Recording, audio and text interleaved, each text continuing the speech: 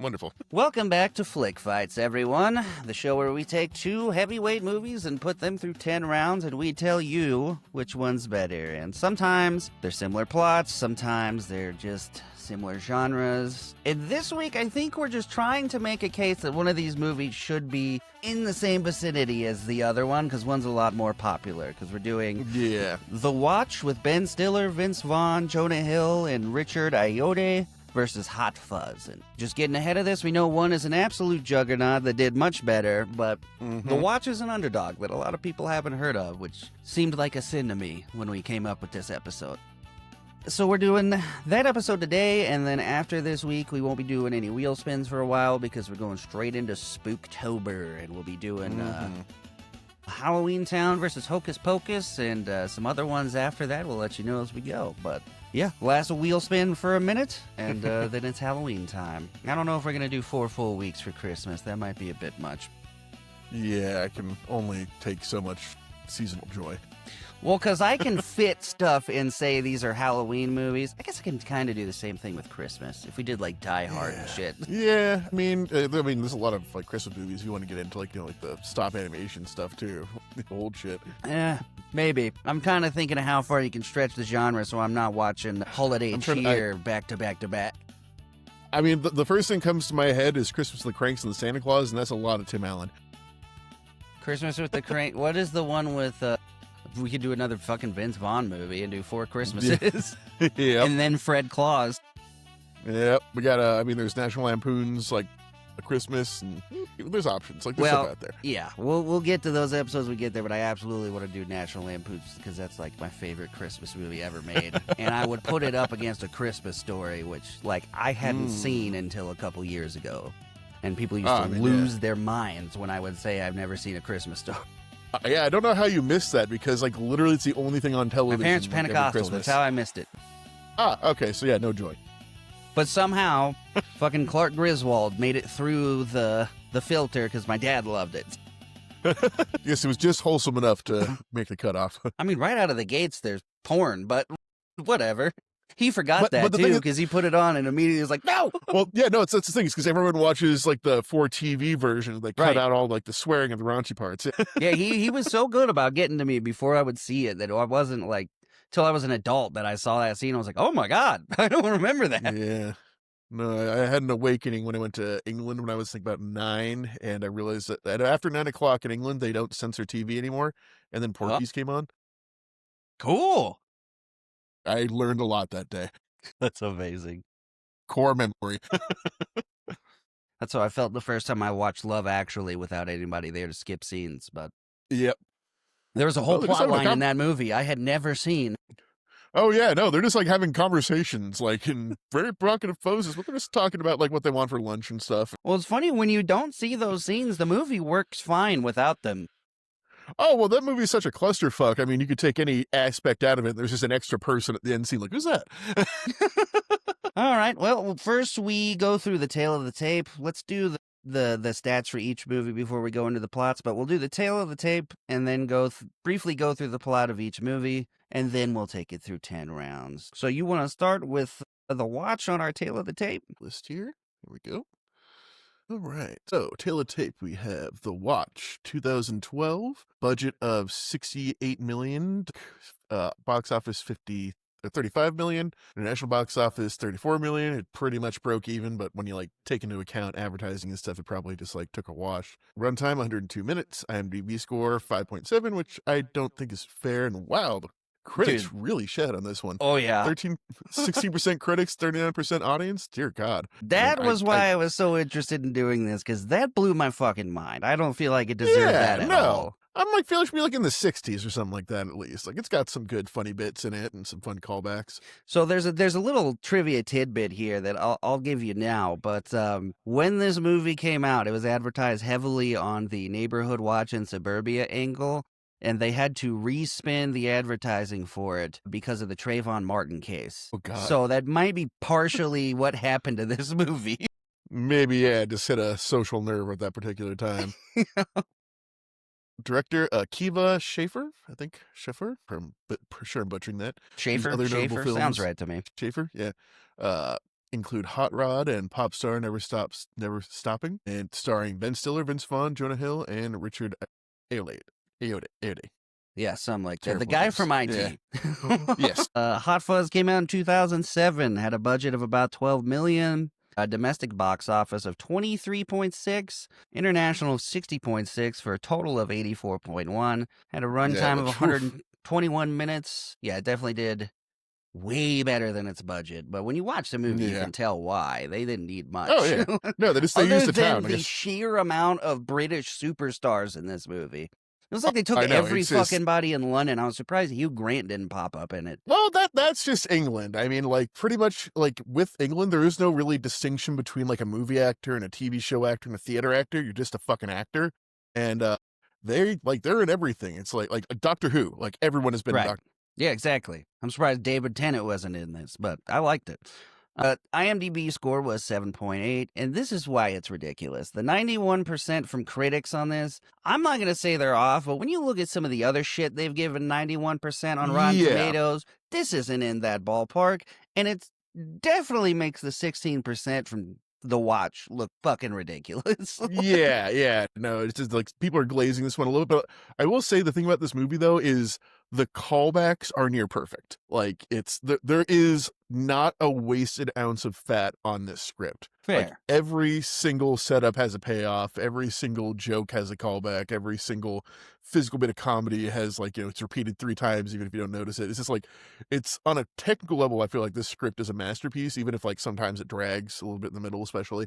But yeah, no, like I definitely get, like, yeah, yet again, should be like in maybe critics like 79, and like the audience is normally higher. That's what I'm It's weird. saying. This one- I don't understand critics on Rotten Yeah. Tomatoes because this one like feels like Endgame, they've manipulated, given maybe. like a 96%, I think, and that's insane to me. And I love Endgame, Yeah. but like, I don't know, man. They're all over the fucking place. And like I said, it's a great movie. 89% from the audience, by the way, Yep.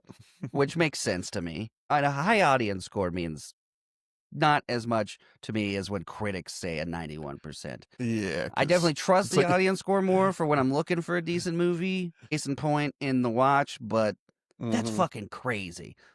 Because Yeah. some of the like critically acclaimed shit that they've given like an 82%, and then they're like, hot fucking fuzz though, dude. Yeah. Well, I think part of it is just like this, like, whole movie is a bit of a meme, and there's like tons of stuff from it that have just become part of like pop culture. So I think a lot of that is just like people voting with their hearts, maybe not necessarily critically analyzing it. It's like, oh, I Right. fucking love that movie. Yeah. And it Whereas, might, like, again, it might have been, the critics might have been just tanking The Watch because of the Trayvon Martin thing, just to be on Exactly. the Yeah. right side of history here. I feel like these scores should be a tad bit closer. There's That's like what some I'm kind saying. of That's what I'm manipulation getting at. going There on should here. not be a fucking 70-point difference here, or 80 almost. Yeah, like maybe 30, but like not 70. Sure. A director was Edgar Wright, who directed all the other Nick Frost, Simon Pegg movies, Shaun of the Dead, and Mhm. Scott Pilgrim vs. the World and Baby Driver. Yeah, so he got a list. He's got range. Mhm. Starring cast was Simon Pegg, Nick Frost, John Broadbent, and Timothy Dalton, and a fuckload of other more people. That doesn't even cover it, but Oh yeah, like Bill Nighy's in this for like 2 seconds. Like, it's so many people. I, Like, like it'd probably be easier to put the people who aren't in this that are British actors. it was great, though. I mean, they may not have been near as huge back then when this movie came out, but since then, some of these guys have been in, like, the biggest movies ever.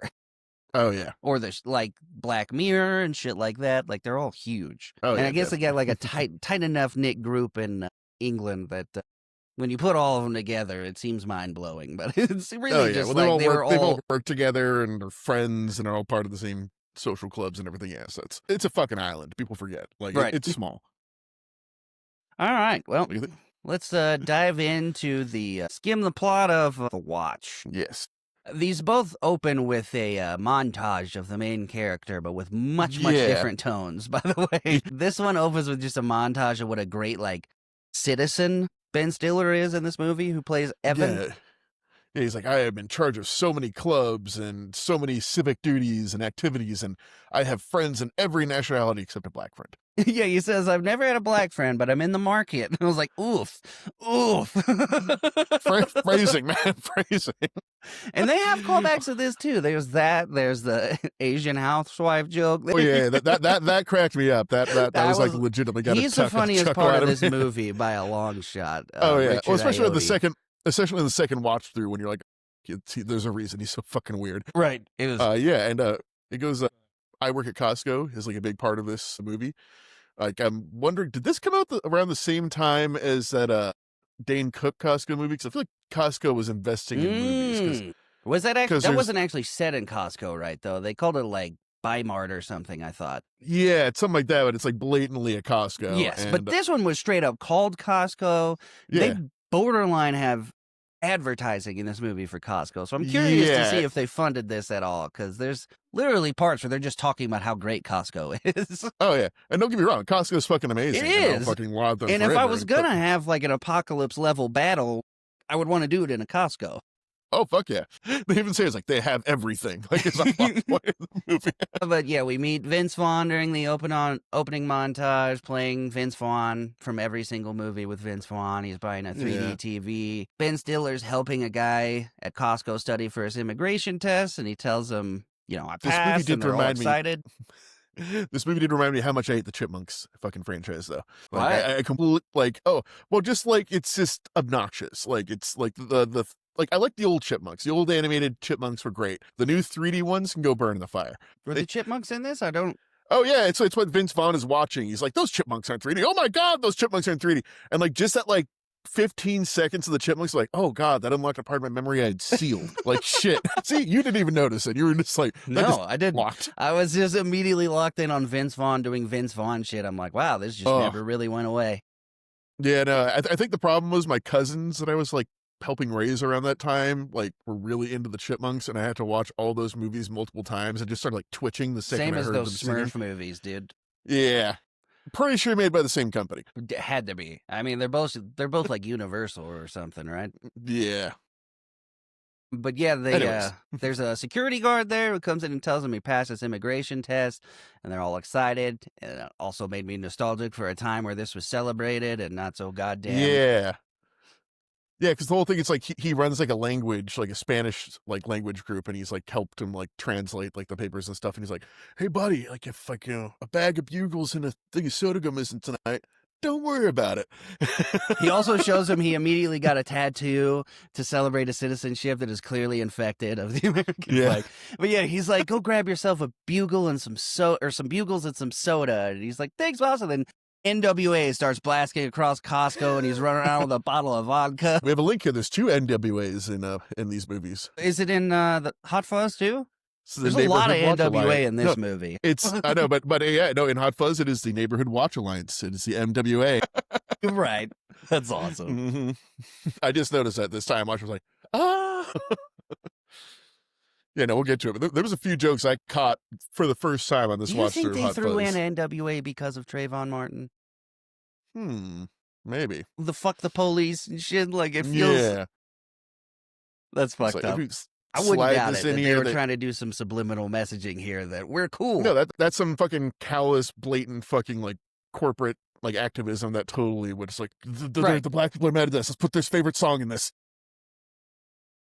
God, it's so accurate. But yeah, he's partying all around the Costco, blasting music, Yes. playing with all this. Goes into the fucking pharmacy and starts getting fucked up on shit from Yeah, the at Costco that pharmacy. point I'm like, are there cameras in this place? Like, you're security. You should know if there's cameras. And I'm assuming there's cameras like watching the Percocets in the Costco pharmacy. I'm hoping. If Also, not, I need to immediately go to gets his Costco more. citizenship and just starts breaking all the laws. Oh yeah. He's like just smoking a fat fucking blunt, like gets a forklift and puts a chair in front of the TVs, and like I can respect the game. Like, When he goes If into I the had pharmacy, I was like, that's exactly what I would do if I was alone in the Costco. yeah, and then the horror aspect starts creeping up in this. Yeah, he hears some noises, and for some fucking reason, this Costco security guard has a fucking loaded Magnum revolver. Yeah, and he's like, they gave me a gun and I don't know how to use it. Or how to use it properly. It's like a threat. He gets splattered across a wall or a door that has a little sign that says "Join the team" or "Join the club." Thought that might be a little bit of foreshadowing, but yeah. Jump cut to Ben Stiller's at home with his wife, and they're both super prudes. He won't have sex if it's not outside. If it's outside of the bedroom, and he's being kind of weird about it. She's super horny. Yeah, like this entire movie, she was just trying to bang. Like that's And like, she's a prude too, because she's like, maybe when we get home, we can SCREW. I'm like, did you just spell screw?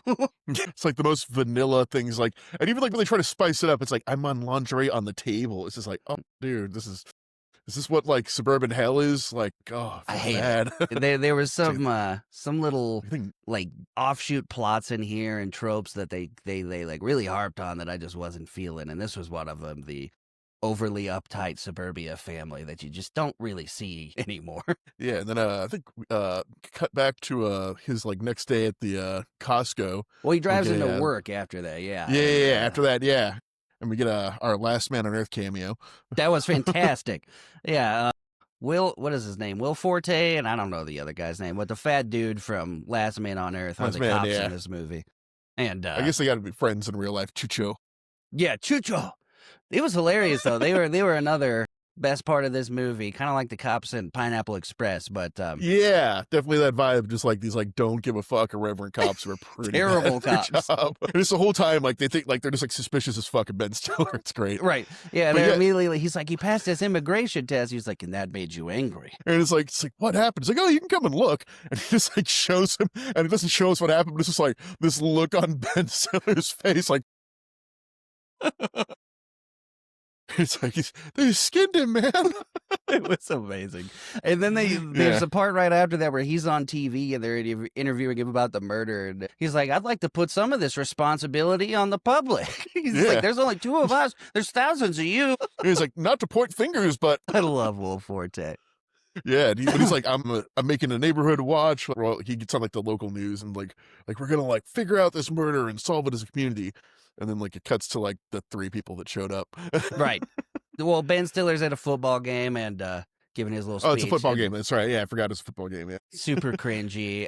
But Vince Vaughn's in the crowd and clearly just feels bad for him, so he's going to show up. Also, the high school kids in this movie was like 2/3 of the cast of 21 Jump Street, and Yep. Jonah Hill's in it, so some kind of connection there.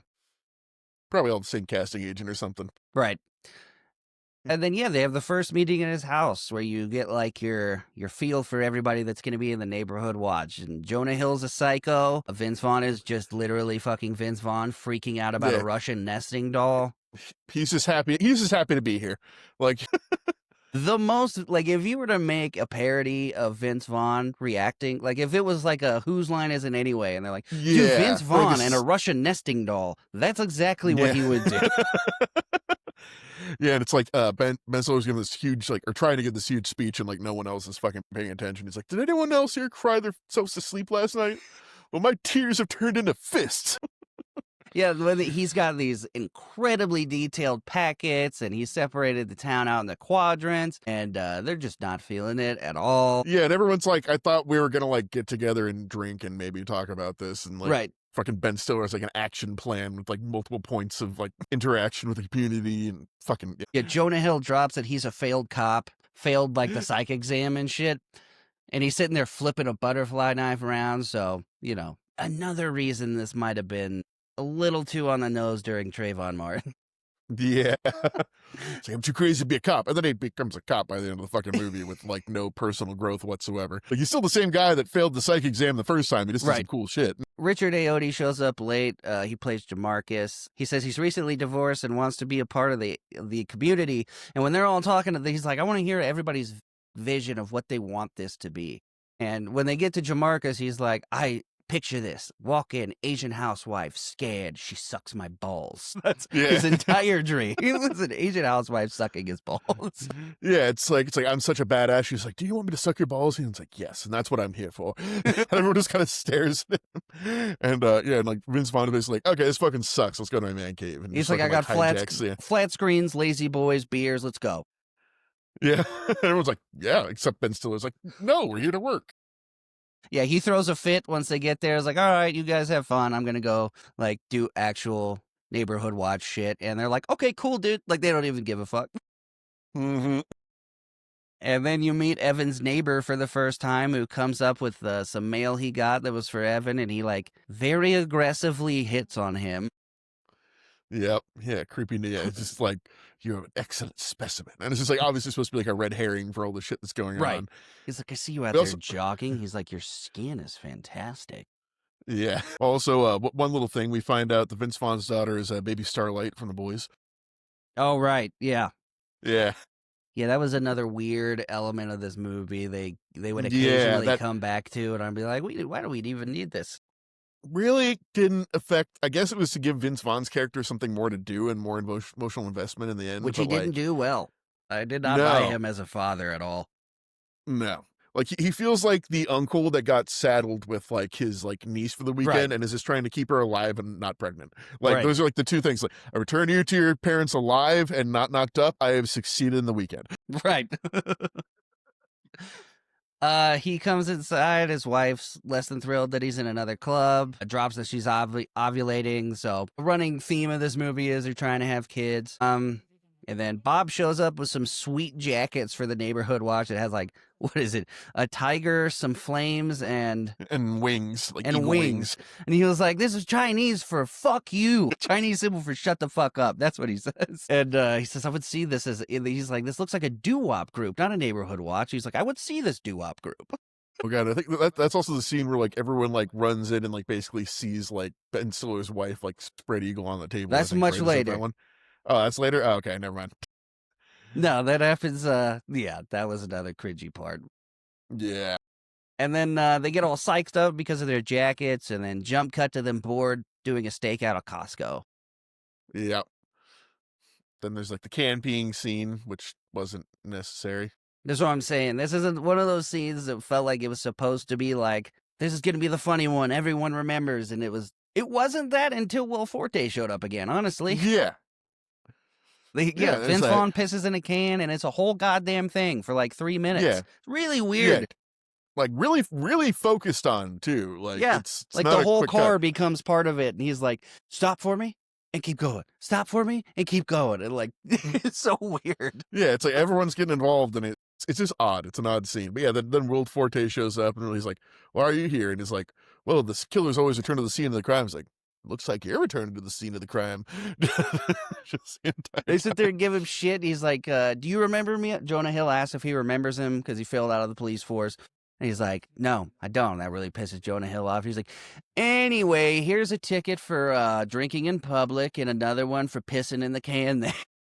Yeah, and like here's another one for flyers without a permit and just like fucking slapping them with all these fucking tickets. And that part was great, but yeah, it's weird. It's like the stuff they thought would be funny was just way over the top or hammered down your fucking throat. But then they get their first noise complaint, and it's at the football field. And immediately I'm like, this is so obviously a setup. At the high school football field, why are you going to a high school after hours? Yeah, no, and it's like, no one even knows you exist yet except the kids from the high school who you did this in front of. So, right.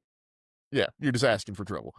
But yeah, they show up and just get like destroyed with eggs. Like, more like $50, $60 with eggs. Like these kids like got together. And they were lethal with those eggs, the accuracy they had. Yeah, it's snipers, yeah. Couldn't do that in this day and age. Way too expensive, but. This whole movie is just a nostalgia trip to when times were better. Yep. But yeah, they chase the kid down, and the one part that did make me laugh is when he goes, "Yoke's on you, Bob," and he goes, "Was that a pun? I'm gonna fucking kill this kid."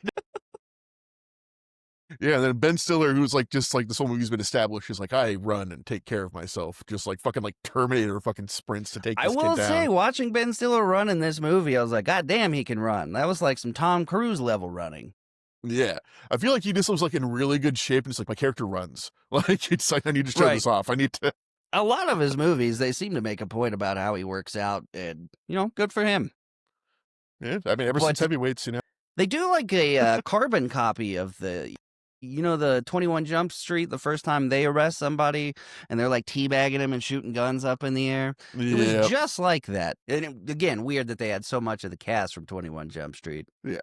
Then they drag the kid into the fucking police station and like do this whole celebration. Like, yeah, we fucking got him. And the kid's just saying, like, So my under arrest is like, no, get the fuck out of here. I do. As soon as they walk in, he's like, "Suck a fat dick, Chucho." Yeah. Yeah, they're like, "No, that's fucking stupid. Get out of here." And then he's like, Yeah. "Can I have a ride home?" And he's like, "Fuck you." Yeah. Yes, that kid walks home and just gets fucking annihilated, like just picked off the street for no goddamn reason. Yeah, Well, I guess he sees like a something, power but- box all lit up, and for some reason investigates it and starts getting. They show the monster fairly early, so you know something Yeah. very weird is happening because it doesn't look like any. Like it could have been an animal or something. Didn't look like that. Yeah, no, I feel like they shot their load way too early on this. Like they really needed to jaws this thing like more restraint. Well, they did. That was what they ended. They changed a lot of it because of the Trayvon Martin thing. They wanted to harp more on the sci-fi element of this versus neighborhood. Like, so they pumped it up a bunch, especially in the Yeah. advertising for it. Which, you know, I get it, but that might have crippled this fucking movie, honestly. Yeah, just shit like that happens. And like I remember there's like a BoJack Horseman episode where like they're trying to make a movie and like every time they change it, like some horrible fucking tragedy happens, so they have to change it again. Yeah. It's like, okay, we're Accurate. setting in a hockey rink. There was a mass shooting in a hockey rink today. Shit, god damn it, thoughts and prayers. Fuck. Jack Horseman. I know. It's such a great show. I don't know if I can watch it again, just like an emotional level. It's just like, do I need an uppercut It's to devastating. the heart? Yeah.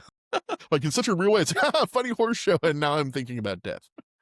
And then it shows the Watch is riding high off their quote unquote bust, and they're jamming out and singing, and then Yeah, they all hit drinking in the car. Yeah, they're all drinking now. Evan's even drinking, and they hit something in the road, and they're like, "Why did you take your eyes off of the road to sing?" Jonah Hill's like, look, let's just drive away. We'll focus on the living. Yeah, they get out and find a tentacle and shit in the hood in the fucking grill of the car, and the theories they come up with are like We hit, somebody like, was a carrying box of sushi. Yeah, we hit a box of octopuses or something, like come off a sushi truck. I don't know, man. It wasn't a person. That's all I care about. Jonah Hill's like, worst case scenario, Evan killed an old Japanese man. We need to leave.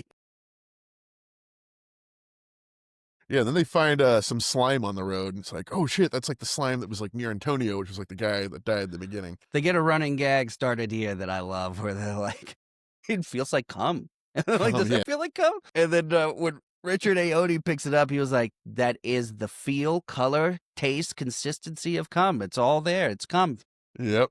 and it's green fucking liquid." Then we get a R. Lee Emery fucking cameo. Probably one of his last ones, I'd imagine. It was his last one. It actually was. Yeah, the old drill sergeant from Full Metal Jacket. Another one of those guys that has played the same guy in every movie, but nobody on Earth plays the old Marine hard ass better than him. Nah. It's like we have to retire that character because it's just like, okay, we're going to put that up on the shelf. His jersey's up on the wall. retire We're the done with jersey. that. Yeah, yeah, he's No one can outdo that. fantastic. Yeah, he tells. They see this weird ball also in the road. Yeah, it's like this weird silver basketball with holes in it. And Right. I'm like, bro, pick that up and fucking like sneak it away from fucking like the front of his house. Yeah, he tells him to get the fuck away from his house. And then they just go out into the middle of nowhere and start shoving their fingers into this thing. Yeah, it's like, well, it's like if we all finger it together, well, because Yeah. like so many holes in it. Yeah, and then they just like slaughter a cow and are like Yeah. completely cool with it. Like, that was dope. I'd be like, oh my god, we killed a cow. Like, what? You get a little bit of foreshadowing here when Jamarcus is like, "Guys, I really think it's a bad idea to do this," and that's like the only Yeah. time he's been remotely serious. Yeah, it's like also I'd kind of be like that, like, guys, we don't know what this is, what kind of radiation it's putting off, and like we're atomizing things out here. Like I'm breathing that cow right now. Yeah, they just start blowing up hellish shit out this field. They blow up like an entire barn and shit. I'm just like, somewhere there's a farmer who just got his fucking life ruined. Just all the livestock, like all the fucking equipment just vaporized. I wish they would have shown that on the news the next day. Like a farmer, like, Yeah. I don't know what happened. Damn, aliens took the barn. And he's like, right this time, kind of. And then they play more NWA music. Great soundtrack Yeah. in this movie for all its faults. Oh yeah. And it's funny while they're blowing this thing, like right before they blow shit up, like the last thing you want to do is cause like a disturbance, and they just fucking start Go blowing crazy shit. like a bunch of kids. Yeah, it was good. And then they're back at Bob's making conspiracy theories about the ball, and they start making these insane plans. They're like, we need to go back to that old man's house. He must know what this is. And Evan, the like logical one, is like, yeah, no, this is a great idea. You're right. We need to go back there. And they come up with a Yeah. plan where Franklin's gonna dress like a girl, and they're like, "You might have to fuck this old man." He was like, "Okay, all right, I will." I understand. I'm not going past second base unless I have to. And they're like, "Worst case scenario, you get fucked in the ass by an old man." Yeah, no. It's like best case scenario, he just wants to listen to some old music and dance with you and remember his wife. So worst case scenario, you're getting fucked in the ass. And they like immediately are like, "We're not going to tell the cops about this at all. Fuck those cops." Yep. I have notes. Creepy neighbor shows up again, like one of these interim scenes here. Right? Yeah. Evan throws a piece of the alien in the garbage. Gets a weird, creepy, like Pleasantville wave from the neighbor across the street. Bob is stalking his daughter's social media and has a stupid scene fight about that. Yeah, it's like making out with some random guy and posting online, which is weird. Right. I would say. It was all weird. As a father, if I came across that on my daughter's social media as a teenager, my immediate reaction would be up to go call her a whore and scream at her. Yeah. We're like, okay, your phone is gone. You're not leaving the house for the next couple of days. I'm not going to that party tonight. You're fucking posting yourself getting a third base on fucking Facebook. Jesus Christ. Right. I've done something wrong. I have failed somewhere here, and we need to find out where and how and fix it. You barely see the mom in this movie also. I don't know what the fuck that's about. Yeah. But I think like the whole thing is the mom's out of town, and that's why he's like so stressed about this, because like it's not his thing that he normally deals with. Like, Fair. he's just in his fucking dank ass man cave, which the man cave is awesome. It Like, is I wish amazing. Yeah, no, it's great. It's got a bar and massive TV. Oh, it's like my living room where I live is like a tenth of that, and that's been effort to get it to that far. Evan has a full-blown string board going. They meet up at a random bench, Evan and Yeah. fucking Just have Vince some- Vaughn. Has And some guy talk. I put in my notes 2 completely unnecessary scenes in a row. Awesome. Yeah, But Evan And, confesses to him that he's infertile, and and they just go way too in detail. It's like, well, can't like the doctor just like suck it out and like just like yeah, it was really weird. It wasn't even funny. They like hammer Yeah, this it's thing into the cringe ground. comedy. Right. Like it's they're trying to do a thing where it becomes so cringe and you go so far past the joke that it throws around to funny again, right. but they don't go far enough, so it's just awkward as shit. Yeah, Vince Vaughn's not picking up on obvious social terms that everyone uses for I'm infertile, and is just like, you just got to use Viagra, and he won't shut the fuck up long enough for him to be like, no, that's not what I mean. He just keeps fucking Yeah. going. I hate that trope. Anyway, he's infertile. Yeah. They're drinking in the Hasn't middle of the day.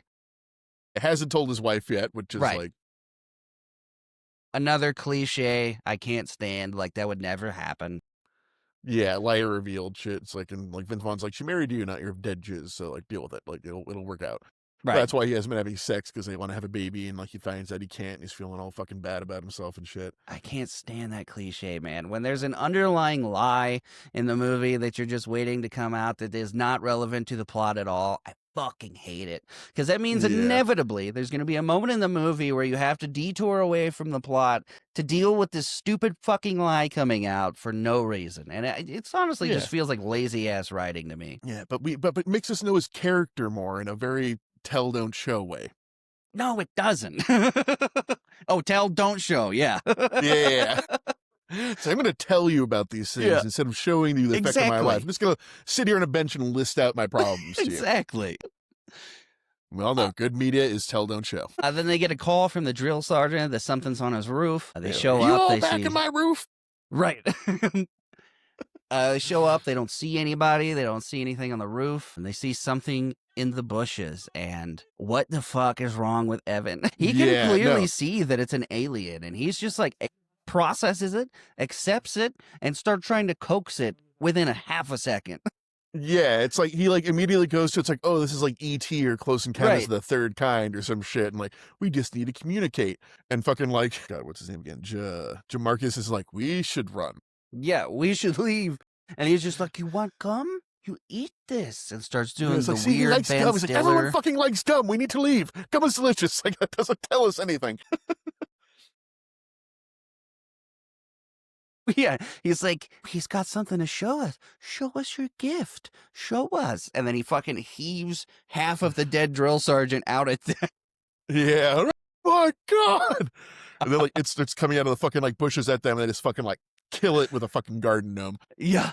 He yells, mother of fuck. And then they all gang up on it. The the alien gets durability- in Jamarcus's face. Some more foreshadowing here.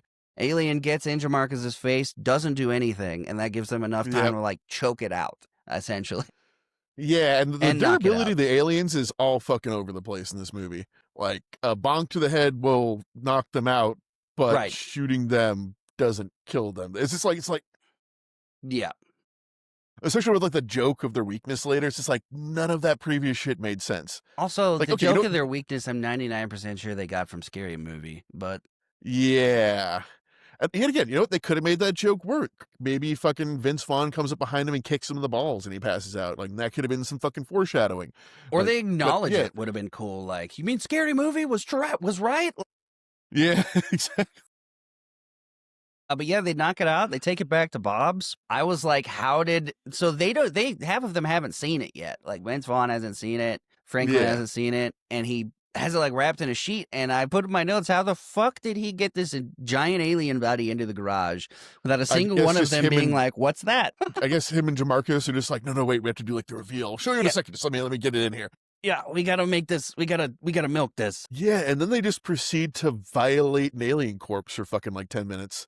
They're taking Polaroids of them making out with it, dancing with it. Yeah. They're all getting really drunk. And Yeah. Then fucking wakes up like in the middle of like it's Weekends at Bernie's fucking place snaps they got awake going and on. beats the hell out of them. Yeah, just like like way stronger than all of them, like throws them around like rag dolls, which yet again, like, why didn't it do that before? Exactly. Like there's 4 of them now and it was 2 before, but they were overpowered with 2. Unless But- seeing Jamarcus threw it off just enough that I don't Maybe, know. yeah. Like, yeah, just like, huh, what the fuck are you doing here, dude? But yeah, just like fucking like wall runs, like destroys the entire man cave, which hurt my heart. He grabs one of them and says, "We are already among you," and that scared the shit Yeah. out of me.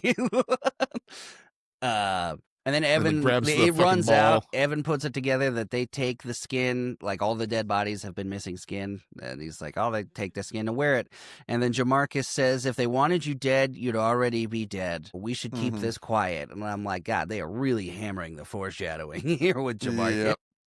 And also the thing took the fucking like blow up ball Right, thing yeah. that they had there too. Yeah. Like goes with the weapon. And then yeah, just goes into like full paranoia mode, like just like completely burns all the bridges with his friends, like starts like flinching any time anyone tries to interact with him. Do you see Franklin stalking old people with his butterfly knife? Bob is stalking his daughter. Will Forte continues fucking with Evan. Oh yeah, and Bob's daughter's like buying like Magnum condoms. There's like a Yeah. whole fucking thing with Magnum condoms in this. Yeah, then because right after that they're hanging out at Costco at a fake campsite, and they're just like eyeballing the shit out of everybody. Like that's totally an alien because they're doing this. Nobody does Mhm. that. And I put on here there was an entire kiosk of those Magnum Trojans in the middle of Costco. Which yet again, I'm assuming that like they fucking paid advertising for this or Right. something. Yeah, Because I Just- mean, I've I'm been to assuming- Costco many times. They don't have in the middle of everything a giant fucking kiosk of condoms, let alone No. Magnum condoms. I'm assuming like maybe like a lot of the reason this movie didn't make money is because it got so much like product placement cash on the back end that it didn't matter. Right. A creepy neighbor comes up and invites Evan to a quote unquote gathering, which Yep. I so immediately was like, oh, it's an orgy. Because Yeah. he's buying a bunch of batteries and they're like, he must be an alien. What's he need all these batteries for? Yeah, it's like that's that's the thing though. It's like yet again, Ben Stiller is like the most vanilla person on the planet. He wouldn't fucking pick up on this shit. It's like must be aliens. This can't be anything explainable like group sex. And then they're like, yeah, we need to go to his house and shit. This is why we made the neighborhood watch. And like, I don't think they'd ever seen what a neighborhood watch actually is before this, because there's so many No. points in this movie where they should have been like, this is definitely not what a neighborhood watch is for. No, it's literally the point of neighborhood watch is you see something and you watch and then call the cops. It's See in the something, fucking say name. something. That's the whole motto Yeah. of a neighborhood watch. Which with Trayvon Martin, they should have done that too. But anyway, Mhm. Yeah. that's when they go to Evan's house and his wife is all slutted up and he walks Yep, in the just full door. spread eagle. Mm. Fucking is this where Bob like he just like falls in love with her for the rest of the movie? Like he's like, Yeah. Jonah Hill's character just won't stop looking, and then he kisses her twice throughout the rest of the movie. It's a vibe. I don't know. I'm sorry. Just like blatantly like flirting with his wife with him right next to him. And I'm sorry, but if that was me and I walked in and my wife was like that on the table, I wouldn't be like, go outside, guys. I'll be right there. What the fuck is wrong Yeah. with you, lady? I would be like, guys, Yeah, I'd be like, I'm home for the night. yeah, I'm out. You all have fun. Peace. Yeah, we just found aliens. I don't fucking care. I don't care. Like, they'll still be here in 30 minutes. Right. It'll be fine. Y'all go get dinner, go grab a burger, take your time. I'll meet you in about an hour and a half. And then they go sneak up on the neighbor's house, and Bob, Vince Vaughn, immediately leaves with Franklin because he finds out his daughter's going to a party. Evan's super pissed. Like, this matters more than your daughter, and creates another rift we got to deal with later. And they hear screaming, and he's like, sounds like somebody's getting ripped apart. Yeah, from the creepy neighbor's house. And because, like, they're, like, right, like, about to breach, like, the neighbor's house. Like, they're doing maneuvers. He's like, oh, my daughter is about to get banged apart. I gotta go. Bye. He just like, starts being stands up and loud just, like, as walks away. Oh, yeah, there's a part with he's walking away. He's like, cool, I have to go, cool. And he's like, you stop being so loud. He's like, I'm a bird. They can't fucking hear me, idiot.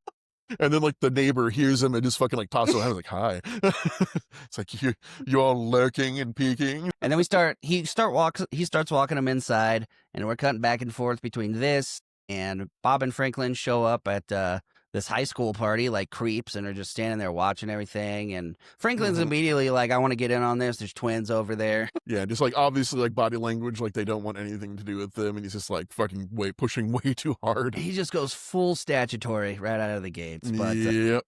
you know what's great? Now, we pointed this out at the top. Was it this one? The director also did all those Lonely Island movies? Hot Rod and Pop Star? Yeah. So they open the door to the orgy, and the first thing you see is the entirety of Lonely Island in a circle jerk. Yeah. Just having a conversation about, like, Star Wars or, like, Lord of the Rings or some shit. It's like, oh, yeah, you saw, like, the new release? Yeah, it was really good. Yeah. Just like, it's like, oh, Which geez, might yeah, be my favorite cameo of all time. And they're like, should we switch? And they're like, yeah. Yeah. They'll, like, switch hands, stick to the guy next to them. It was hilarious. And then, and then, he's like, we got to get out of here. And then an Asian girl walks up to Marcus and is just like, hey, could I suck your balls? And he's like, yeah, I'm staying here. Yeah. And Ben Stiller is all pissed because he's been fucking, like, just completely abandoned by everyone at this point. For really good reasons all around, though. Yeah, exactly. Yeah. Well, no, that's the thing. It's like later, it's like he, like, makes these little clubs to be in charge of because he's, like, so socially inept he can't keep friends. So he just, like, becomes. Which I feel like everybody has. I feel like the kind of person that does head up all these clubs is just like that. I feel like that's a real, 100%. most accurate part of this movie. Yep. But yeah, then we cut to the boyfriend of Vince Vaughn's daughter getting a little salty. Oh, yeah.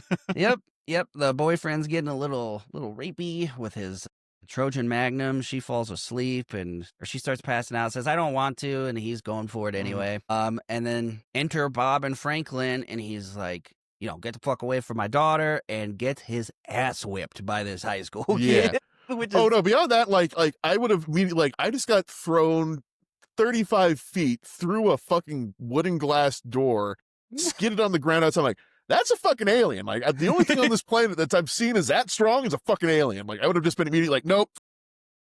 But the alien's so good at shit talking and blending in. He's like, you're leaking there, Bob. And I'm like, damn, that would be the most horrific thing ever. As a father, you think you're coming in to look like a badass in front of all your daughter's school and save your daughter, and you get your shit stomped in. Yeah, you're done. There's, like, no recovering from that. Like, I would never be able to look my daughter in the eye again. Yeah, you move, first of all. Like, you can't be in that town anymore after that. Or you kill that kid. Those are the only two options. You have to murder him.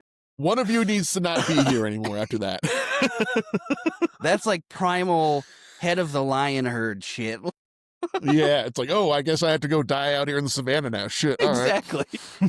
And then Franklin goes full psycho on the party, pulls his knife out on the kid, and then turns to, he was like, I will kill all of you. Bob takes his daughter home. Evan shows up and doesn't apologize. Bob is expecting an apology. They get in a fight. Just like doubles Evan down, kicks basically. Bob out of the watch, and he's like, I'm going to make my own fucking watch then. We don't want to be in yours anyway. And then they have that weird, they start calling Franklin. They're like, Franklin, come. Franklin. Yeah, he's Franklin. Yeah, Jonah Hill was really good at acting like a dog in that scene. Yeah, and it's like, he's like your fucking watch is lame. Look at your fucking lame ass, like, eyeball fucking logo. We got the way cooler logo. Fuck you. Right. And then, Franklin goes with Bob. And they're like, how's it feel to be in a club of one, Evan? And then Yeah, and Evan just sprints home. And apparently this gave him the nerve to tell his wife that he's sterile. And, like I said, whole cliche where she's like, we're a team, blah, blah, blah, blah, blah. And then Marcus shows up and is like, oh, we need to get everybody together right fucking now. And so they do. And he brings his wife. And, he reveals he's an alien to everybody. Which, like, at this point in the movie, you're like, yeah, duh. Yeah, it's so funny. It's like he cuts himself. He's like, touch it. It's like, oh god, it feels like cum. That's he sees green blood. It doesn't react until he realizes it feels like cum. Yeah, and then they start talking about like, it's like, you're a fucking monster. Your kid's like, no. That's just Armando. He's a fucking psychopath. Right. Like, yeah. He says they landed 6 months ago to learn humanity's weaknesses, and in a few hours, our transmitter is going to trigger a global invasion starting in Ohio. And the transmitter's in Costco, and they go, you really do have everything under one roof. And I'm like, the Costco glazing in this is insane. Yeah. And he's basically like, yes, like if you like run now, like you could probably get to like some mountains or caves or gorges and like live in relative dignity for most of your lives.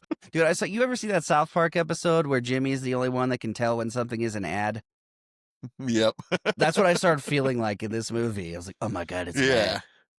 Yeah, no, totally should have been like sponsored content at like the beginning of this thing. Like, right. The watch is brought to you by Costco. Yeah. And then he's like, why are you helping us? He's like, the ball sucking was a real eye opener. Yeah, no, well, it's like I fell in love with humanity with all their flaws and intricacies and rituals. And the ball sucking, that really brought me around. That helped. Like, he was on board with the genocide until that happened. He's like, oh, this race has worth. I see. There's so much I need to understand about how these aliens work, because they put on their skins to perfect level accuracy to cover their giant bodies, and also can feel all the same feelings that human would feel. And also have similar anatomy. Like, it would have made more sense if they were like earworms or something, like those kind of aliens. Because even like their scale and like how their bodies bend and shit wouldn't make sense like in a human skin. Like how the alien looked in Men in Black when that giant cockroach squeezes into that dude's body, and he can barely fucking keep that shit together. Like, that makes sense, but exactly. I guess alien technology. I guess like they have some device that, I mean, I wish they'd shown that. Like, here's the watch that compresses it or something. Like, slightly better explanation than the one they gave would have been dope. But they give a rallying speech, like Costco's for members only, and then they pit stop at Franklin for guns. This part was fucking hilarious. He walks in and slow-mo shot of flipping his mom off. And he goes, welcome to the candy shop, motherfuckers. And his mom walks up. He's like, I'm so sorry, Mom. I was just trying to be a big man in front of my friends. He's like, "Get the fuck out of my room." I was like, "I'm sorry. I love you. We're going to do the thing. Just be safe." Well, that was good. And then, they call the cop, Will Forte, on the way over, and he just straight up doesn't give a shit. And then Franklin's like, let me see it. And he's like, Evan's the killer, and he's on his way to Costco. Yeah, he's like, he's going to cuff our skins. And the fucking like hangs up like they're on the way. They sneak into Costco. They're about to ambush this alien. alien. Spend like 5 minutes opening a thing of kids' walkie-talkie. Yeah, which I don't think they even use. Yeah, like one time, and it should have fucked them up. Yeah, they find like this like one alien guarding a grate, like some underground area of Costco, which I'm sure exists. Right, it's underground labyrinthian. It's like Costco the Denver basement. airport underneath Costco. And like they're about to like fucking kill him, and fucking the cops like show up and fuck up the ambush. Yeah, the cops show up right when they see the alien, and when they look back, the alien's gone, and they're telling them about the aliens, and they're like, yeah, bullshit, there's fucking aliens, and then Chucho just goes and fucking gets his heart ripped out of his chest. And Will Forte showed the most acting chops in this movie over the death of Chucho. Yeah. No, Chucho, no. He's like trying to shove his heart back into his chest. Like, dude, he's dead. Like, I'm sorry, man, but Chucho gone. That was one of... I love Will Forte, but yeah, one of the best parts of the movie is him falling apart and getting it together over the death of Chucho. Yeah, and like Franklin's like the one like we're gonna fucking like avenge him and get him. Like, it's like, are you a cop? It's like, no, you rejected me for being too awesome. He's like, that was the biggest mistake we ever made. And then they take out the alien. There's another really funny part where they each take turns taking one more shot on the down alien. Yeah, like both Ben Stiller and Vince Vaughn want the last shot. They just keep like.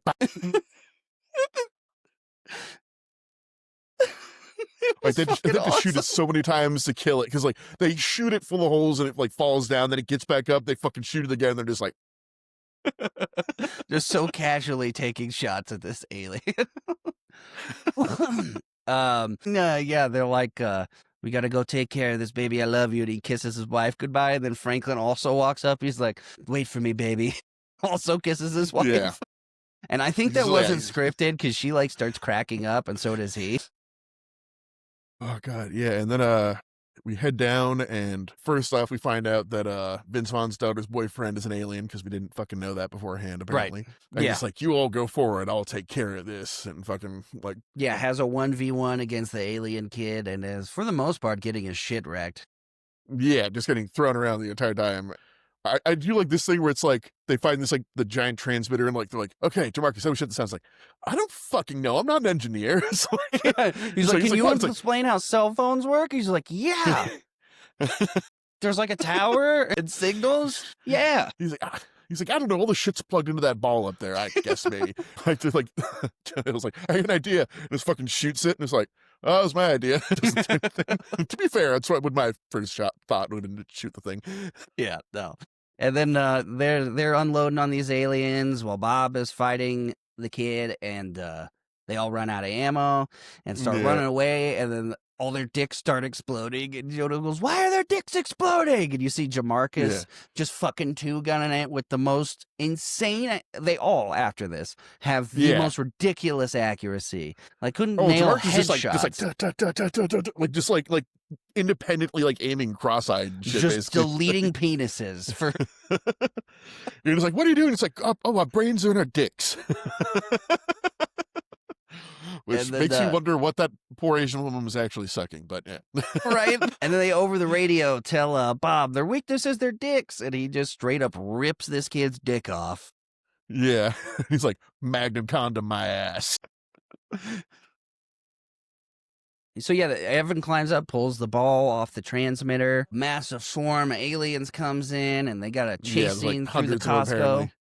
Oh, they do a group Indiana Jones slide out through the closing door, which I don't think I've seen that done before. No, it was cool. Honestly, this action sequence for all of its comedy and everything was pretty fucking sick towards the end there. And they kind of packed all the funniest moments into this scene as well, like with the, like the shooting and which does make you wonder how much of like the middle of this movie was like reshoots. Right. Like, just little fucking I mean, I would love to things. see more in depth what all they had to change because of the real life events surrounding this, but definitely feels like there was a different movie under there that was much better.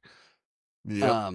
But yeah, they slide out, and Ben Stiller whispers, "Goodbye, sweet child of mine," and they blow up the Costco with the alien device, which I also thought, like, good thing that didn't spread to like the Earth, because like we've seen at this point, like it does everything like in a contained, like it like envelops the thing in like energy that detonates. Right. The Costco's attached to the ground. Like, what if that thing just went like, oh, shit? Yeah, they got real lucky that the blast radius was the exact size of the Costco. But then another funny part is the wife stands up after the explosion to see if they're okay.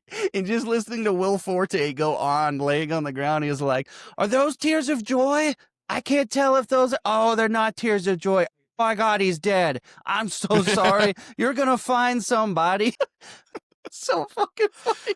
And then they all walk out of the smoke, and again he kisses his wife, and then Jonah Hill also tries to kiss his wife, and you can see Jonah Hill when he's turning away laughing. And like Ben Stiller's looking at the wreckage and like, and then 5 seconds pass before Bob and Franklin do exactly what I would do, and he's like, "Should we start grabbing some of this stuff?" And he's like, "I'm so far ahead, even it's not even funny." And then you get a little end montage where Bob is a little denouement. Bob's sending his daughter off to prom, and her boyfriend's like, "Is it true your dad ripped off your last boyfriend's dick?" And she's like, "Yeah." Yeah, fucking Ben Stiller and his wife adopted a little Asian baby because they can't have kids. I think Jonah Hill's like a cop now. Yeah, Jonah Hill's partners with Will Forte now, and like Will Forte has an obvious level of respect for him now, and shows Jamarcus show up to another orgy with a big roll of Magnums. Yep. So I guess all the aliens think they have huge dicks. Oh, another funny thing with the prom scene is he was like, "Make sure you have her home by 10:30. He's like, "I was thinking 9:30. He was like, "Don't be a suck up. What are you going to suck my dick in the driveway?"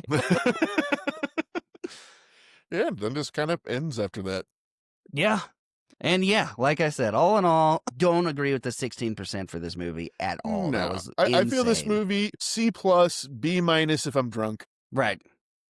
Well, and back then, I don't know. Like I said, the Vince Vaughn effect was still working back then. He has some really funny Yeah. lines in this movie, but 70% of it is just like, okay, you're the Yeah, cool, witty guy. it's- We got it. It's like too much chocolate. Like the right amount of chocolate is perfect and tasty, but if you have like just an entire 3-course meals of chocolate, you're not gonna fucking want any more by the Right. last bit. And also, honestly, Ben Stiller, I get a little sick of Ben Stiller being the Ben Stiller character in a lot of these movies. The uptight, like, oh my God, everybody stop having fun. Yeah. Like I almost feel like this was almost like evolution of like the character from like Heavyweights and fucking Dodgeball that just like chilled out a little bit. I liked him better in those when he's not playing Ben Stiller, when he's actually, Yeah. same with Vince Vaughn. He's done a lot of cooler stuff in his later years, but yeah, that era of Vince Vaughn where it was just like, you know exactly Vaughn. who Vince Vaughn is going to be. Yeah. But- I'm gonna talk in this kind of this little cadence and kind of come back to my words. We're having a good time. This is pretty good. I will say throwing in Richard Ayoade and Jonah Hill playing an actual character did save this movie quite a bit. And then Yeah.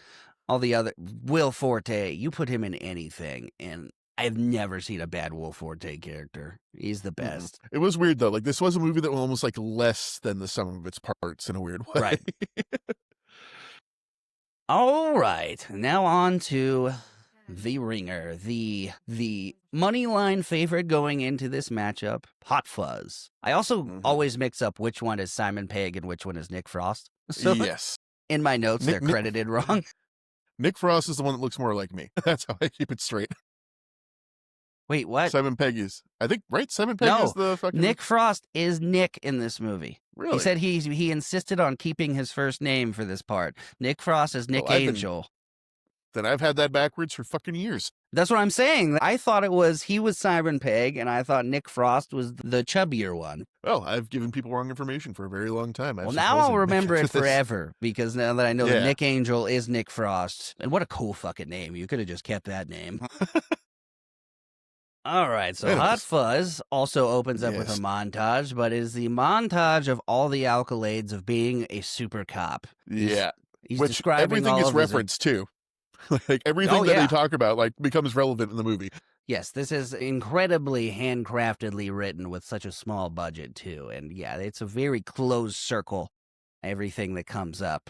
But yeah, he's got, I didn't write them all down. So if you know them Yeah, all, no, feel but it's free to like- jump in here. But he's like, God, I can't remember, but it's like he's like the fastest, like he has the most arrests, he's like part of like the British version of the SWAT team, like he was like stabbed by Santa Claus, like it's just like all these things. well, and he's got why like a he is, specialization in all these weird niche things, too, that seem to come up. yeah, later, and he's got like but- degrees and stuff. Yeah, like he's like hyper trained, hyper competent, and like to the point that's like all his life is. We find out apparently. yeah, it's basically and, British fucking Terminator.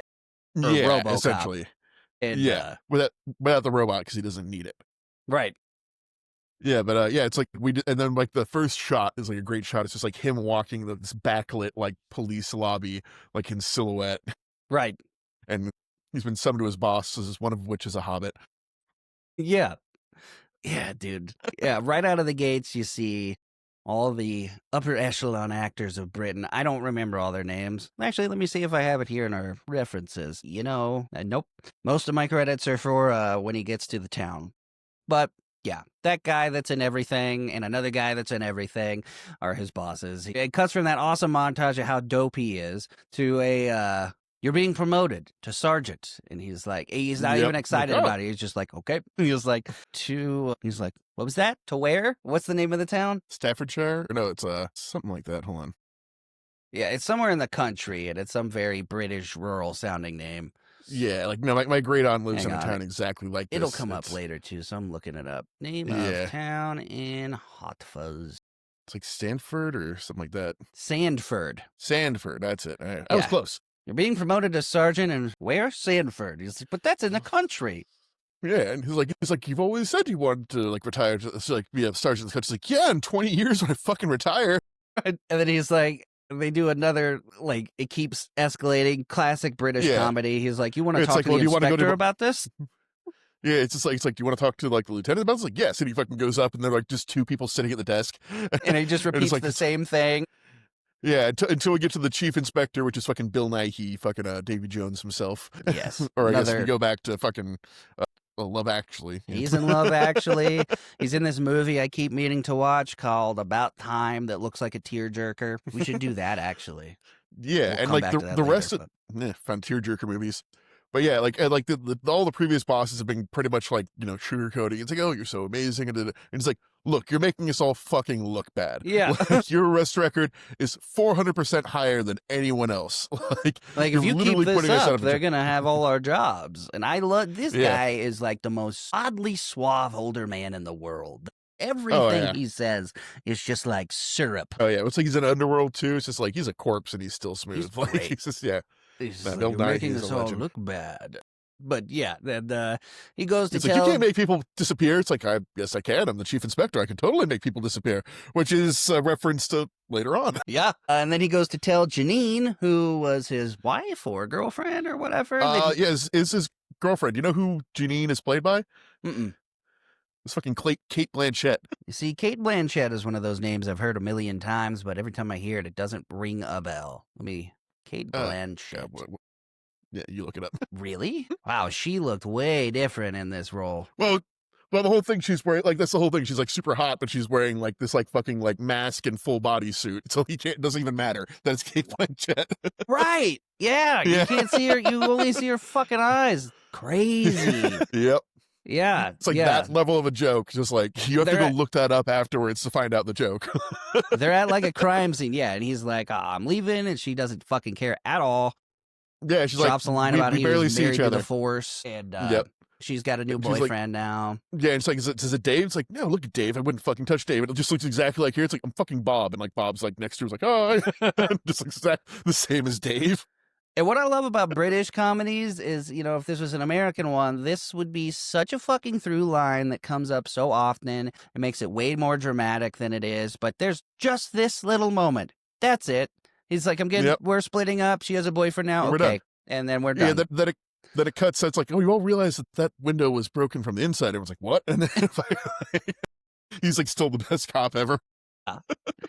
And then he's on a train headed to Sanford, and they're like, your cottage isn't ready yet. God, though, that traveling scene in England is so fucking real, dude. It's like, it is a weirdly beautiful land, like in the right season, but like if you're like there in the fall or something, it's just gray, cold, wet, dreary, and fucking driving is so fucking monotonous there. Like, because everything was built for horses. Like you're literally going through like these like 12-foot tall hedges in a 1-car wide road where you can see like 15 Illinois. feet ahead of you. It's all flat, boring, and gray, unless you're in the woods. They tell him his cottage isn't ready, so he checks into a creepy ass motel. They're getting that vibe going early. And you get your first like hammered over the head taste of British comedy. And she's doing a crossword puddle, and he's like, when will my room be ready, hag? And she's like, excuse me? Oh, no, first she's like, fascist? She's like, fascist, what? She's like, 10 down, 10 across. He's like, oh, and then there's like a bit of conversation. She's like, hag. He's like, what? She's like, oh, 3 across. He's like, oh, thank you, dear. Classic British comedy. And then he goes to a bar. Like, looks around his room. Yeah, he looks around his room for like 2 seconds, like, nah, not staying here, and goes to the fucking pub. Yeah, and total stick in the mud. He gets like a cranberry juice and sits there reading the paper, and then starts noticing that all the people here are underage drinkers. Which, another thing, very real in England. Like, Yes. I mean, less so in recent years, but back there, when I was like there in the 90s, like, if you could basically reach the bar, they would give you a drink. Right. Well, that's one of those things that I feel like other countries have figured out better than we have. But we also have a lot more people and guns. So until we don't have guns, I'm cool with the drinking age being where it's at. Maybe even higher. But yeah. Maybe if you, like, he sign starts... the thing saying you never drink. Like, you get a What's gun that? a little earlier. Maybe if like you have like daily breathalyzer tests and you can get a gun a little earlier. Like, you have to blow into your gun before it works. Shit, you live today, John. Come back tomorrow. And then if I he haven't starts had a kicking all whiskey. these kids out, and He sees Simon Pegg He's like, getting ready to drive. the joke I love when he's kicking the kids out, though, it's like, what's your birthday? Like, what year? Every year. It's like, what's your birthday? He's like, oh, he's like, out. He just gets like blinded by the braces at one point when he's looking around. Oh, and the people that own the bar are like, it's for the greater good, which is important and comes up later. But they're like, if they're doing it here, then they're not doing it anywhere else, and blah, blah, blah. Yeah. But then, like, he, like, empties out the entire bar, basically. Right. And just, like, fucking, like, they're, like, all pissed off because, like, they've ruined their finances for the night. Yeah, and then, just as he's, like, going home, he runs into fucking Simon Pegg, who's just, like... Yeah, we see Danny. Fucking, like... Very drunkenly. Yeah, it's like, you're not gonna get in that car. He's like, nope. Nope. And then nobody plays a drunk idiot better than him. I love this actor. Yeah, then he turns around, like, hear the car engine, he just fucking grabs him and starts taking him to the jail, and, like, by the time he gets to jail, like, he has, like, 15 people with him. Yeah. And books them all, and he makes they're like, do you really want to do all this paperwork? And then he does, like, a badass paperwork montage, which happens a lot in this. Like, he makes that look awesome. Yeah, the badass, like, inane montages in this are great. And then he cut to him jogging, which he does like even does that like a tight ass. He's in a polo jogging.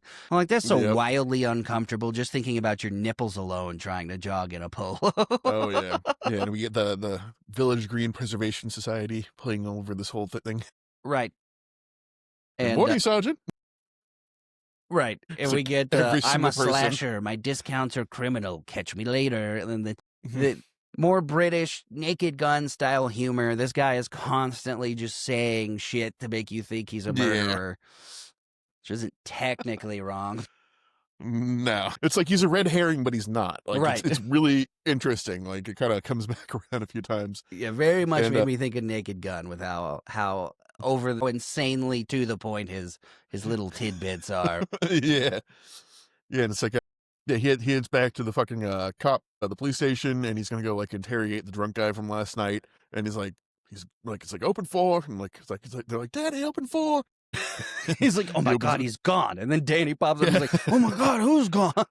And it's the drunk from Danny, like the drunk from last night is like a cop. And we start getting a tour around the building, which from Danny's dad, who is the chief inspector of.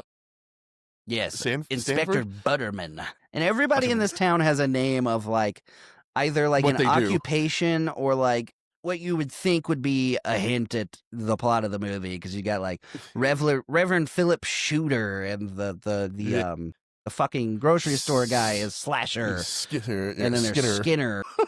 Yeah, there's like all kinds of stuff.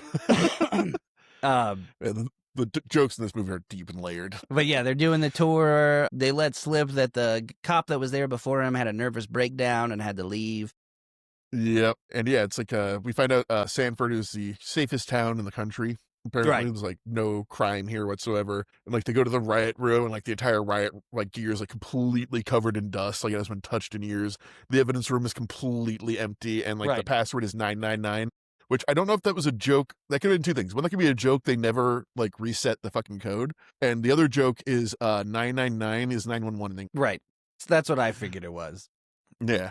Which does make more sense, because you just hit button 3 times to get cops. Yeah. It does make a lot more sense, yeah. Which is the case with a lot of things. Yeah. With America versus Britain. Yeah. We're showing the swear box, which comes up later. Oh, yeah. I forgot about that. Did you also meet the NWA, who just has surveillance on the entire fucking city inside the police station, which immediately, if I was in his shoes, I'd be like, whoa, like this is, maybe that's not a thing in Britain. I don't know, but that's a massive privacy violation. I mean, dude, like you should go see London, man. Like they have fucking like those little ball cameras. Like there'll be a tower in the middle of a public area with like 15 of them on them, and you see them moving. Like the surveillance state is fucking real in England. Like that's real. Like, they just do that now. It's not even a joke anymore. Like, I think England is like, you have to have like ID to watch porn now. It's like they're getting real. They're doing that in Texas too. They're doing the ID thing everywhere here, but Texas just straight up outlawed it. So fuck Texas. I mean, they immediately figured out you could use a VPN, so it was essentially fucking pointless. But yeah, it's just they always like say like virtue signaling. Like, that shit is fucking virtue signaling. Right. It doesn't fucking matter. No. And then they all in the middle. They're like, there's some weird little thing about how they have ice cream and shit. And Oh well, it's like I don't know about that, but it's like it's apparently the punishment for fucking up is like you supply sweets to the fucking entire station. like, So the thanks to entire Danny, time, we're like never gonna run out of whatever treat Chunky they Monkey, have. yeah. It's like the first time everyone's eating cake, and they're like, "What's the cake for?" It's like, "Oh, this is Danny's punishment for fucking being drunk last night." Like, get to buy everyone cake. And they're the like, rest of well, the times, that's everyone's lunch. just Should eating we ice go to the cream. pub? Yeah. Okay. Oh, one thing that does come back is like the NWA representative like points out the living statue. Oh, It's yeah. a little joke that keeps popping up in the background this entire movie. He's like, we like to let them think that they call the shots here because they're like, we'll get right on that. Yeah. And then that does come up later. Every single thing in here, like Nick said, is for a reason, which is nice, but also makes it very dense to get through sometimes. Yes. Then they're in the pub, and like it's a lot of cops just like shit talking fucking Nick Angel now because he's like hyper competent. They already can fucking smell it's a problem. Right. They tell him that there's more guns in the country than there are in the city, which is important. Oh yeah, which is also true. Yeah, I feel like that's true in America too. I mean, you go to rural Tennessee, there's not a single fucking person that doesn't have at least 5 guns. Yep. Oh yeah. One thing too I've noticed. There's just a little side note in the UK they call bulletproof vests stab vests. Oh yeah. 9 times out of 10 that's what they're dealing with. Yeah, because they ask him why he's wearing a stab vest. They're like, you ever get stabbed? You ever do this? And another thing that comes up later is throughout the movie, Danny is asking pretty much anything he's ever seen in an action movie. He's like, have you ever done this? Have you ever jumped while shooting 2 guns? Have you ever been in a car chase? And then eventually all of those things happen. Things happen. And then, it cuts to them walking a beat. Like I just said, he's asking him if he's ever done all these things he's seen in action movies. And then he walks into a business, and you see they've got walkie-talkies in every business communicating the movements of these cops. As soon as he walks in, they're like, he's headed your way, Janice. Like, look at the ass on Sergeant Angel. Then he goes to an NWA party to meet the community, which is essentially like a Rotary Club. Yes, which is the NWA is the Neighborhood Watch Alliance. It's just by the way. Oh yeah, no, it's not straight out of Compton. That would make this movie wildly different if Ice Cube was just for the greater good. And they all get they're like nice to him and like happy to have you. That little roasting. They all sit down at the table and get super serious about the living statue. Like the entire town is concerned about this guy. Yeah, like it's gonna ruin like the entire town. Like they're like, don't worry about any flaw or imperfection. The hoodies, a bunch of like teenage miscreants who can't be contained by the pub, I guess. And then the journalist there, his name is Tim Messenger. Another occupation name, and they misspell his name Angle in the paper, and then that becomes a running joke at the department. More British humor. They just, like, post his fucking such a huge thing. Yeah, they just like post his fucking like a locker with like Angle, like it's been cut out like 15 different papers, and Danny's like, that wasn't me. Like, I believe you, Danny. And then they get a call that a swan has escaped. Yes, from Pea and Eater Staker, and he's like, P.I. Staker, piss taker. They're like, really? And then it's like, I'm sorry, Mr. Staker. And one thing I noticed here is that there's at least 4, maybe 5 people in this movie that are in Game of Thrones, because the old man, when they get out there, is the Iron Greyjoy dad from Game of Thrones. Yeah, Walder Frey, and then the other one beyond that too is the chief inspector, Mr. Buttersnut, is like the head of like the Maesters Guild. Yes. Yeah, they're everywhere in this. One of the Wainwright brothers, or whatever the fuck their name, the Andes. One of the Andes brothers is Ned Stark. Yep. Yeah, they're fucking everywhere in this movie. It's awesome. But yeah, they go out. He's like, can you describe it to me? He's just like, well, he's got a long neck. He's got an orange bill. He's a swan. Yeah, and they just like try to get it, and it just like completely evades them as they're trying to like take down the swan, which I agree. Taking down a swan would not be easy. Like, those things are fucking made of hate. Yeah, they fail horrendously for all of his skills. And then, cut to them sitting in a car, and Nick Angel is trying to teach Danny to be a paranoid cop, teaching him to like profile everything he sees. And yep. You see Yorp for the first time. And he's like, he lives with his mom and his sister. And he's like, who are they? And he's like, who's they? And he's like, the mom and sister. He's like, they're the same person. Like, oh God. That's horrible things happen there. He's like, look at that guy. Why is his hat down? He's like, fuck ugly. Yep. Yeah. They'd like just got into a corner shop and like bought like a cornet. He's like, "You want to go to the shop?" He's like, "We were just at a shop." He's like, well, "I was thinking about a different shop." Yeah, they go to the grocery store. supermarket, and immediately they call Angel into the manager's office, and you see Yarp works there, and But also the two butchers who were earlier, the two auto repair guys, which comes up later. right. And they're doing their little cheeky back and forth where it's trying to like make you think that the Skinner guy is the bad guy. And he notices the hat guy from earlier shoplifting in their store.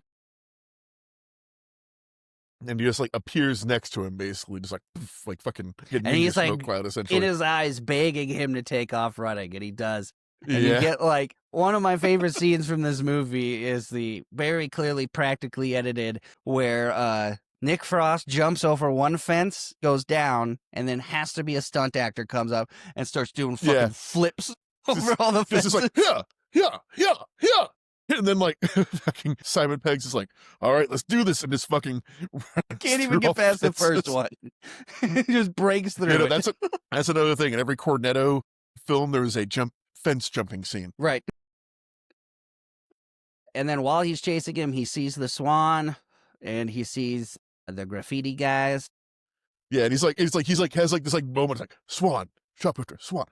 Like, Yeah. he seriously thinks about it.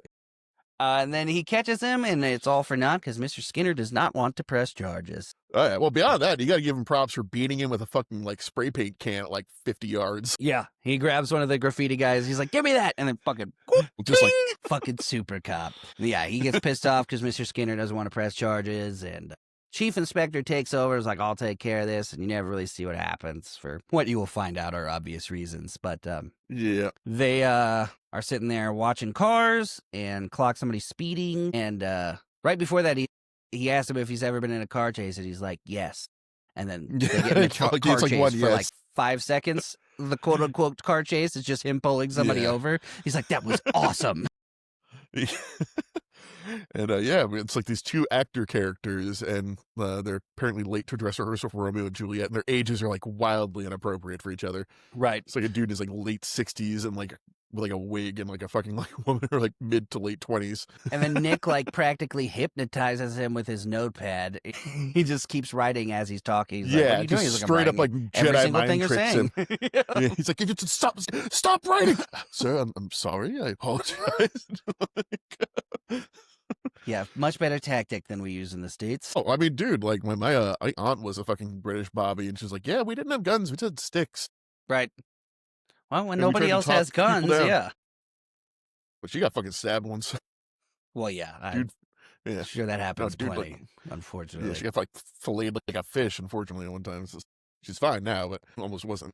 Yeah, I think I might rather be shot, but Yeah, but no, it's a true thing. Like, because like you ever see that thing where people don't realize they've been shot sometimes? oh yeah, yeah. Yeah, it's two 'Cause it reasons. just feels One is like burning. yeah, well, also it burns all the nerve endings away, so like it like deadens Yeah, sensation. between there that and where- adrenaline, and then you're just like Yeah. moving slower. Yeah, but a knife is just like, oh, feel every inch of that going in. Like I've done a few like couple little stabby things, and they fucking hurt and took forever to fucking heal. So Not they get, intentionally.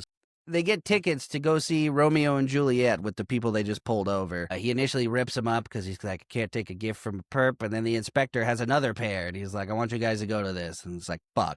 Yeah, you're representing the cops. And it's the worst play ever. My God, is it so bad? I've seen a few of those, yeah, where it's just like there was no director, there was no editing, no one told them no. Well, seeing that old man in makeup just really grossed me out. Yeah, and just like overacting, like to encroach in death, like just like, oh god, and it's just. And then doesn't she pull out a gun to kill herself? Yeah, well, yeah, she wakes up and like in a full Cockney accent, like may have some poison don't hang on his lips, like that And then bad. she just And she's bang. like, Or he yeah. does. No. She shoots herself. She's like, bang, and then it cuts, and they're all dancing like, love me, and just the look of horror on like Sergeant Angel's face, just like, And then the reporter like tries to get a statement from him afterwards about the play, and he's like, "No." And he's like, "So, cop enjoys watching young lovers." It's like cop endorses teen suicide. He's like, "Fuck off!" And like Skinner comes up. He's like, "Okay, messenger, fuck off." And then, oh yeah, I put in my notes. He, British shit. He acts like "drive safe" is the biggest burn ever. Yep. And then Skinner throws out some more, Yeah, well, red we flag bashed your head in, lines. I bet all these little secrets will come tumbling out. Yep. Also, it is a plot important. She has a terrible fucking laugh.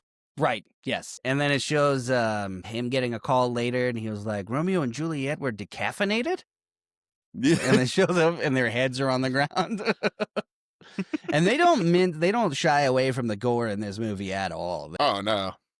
And it isn't like I don't know how to explain it. It isn't like off-putting at all the way they do the horrible gore in this movie. It kind of reminds a bit of like Kill Bill, where it's like hyper violence to the point it becomes like not real, like over the top. It doesn't register as horrific, gruesome violence when you see a decapitated head in this movie.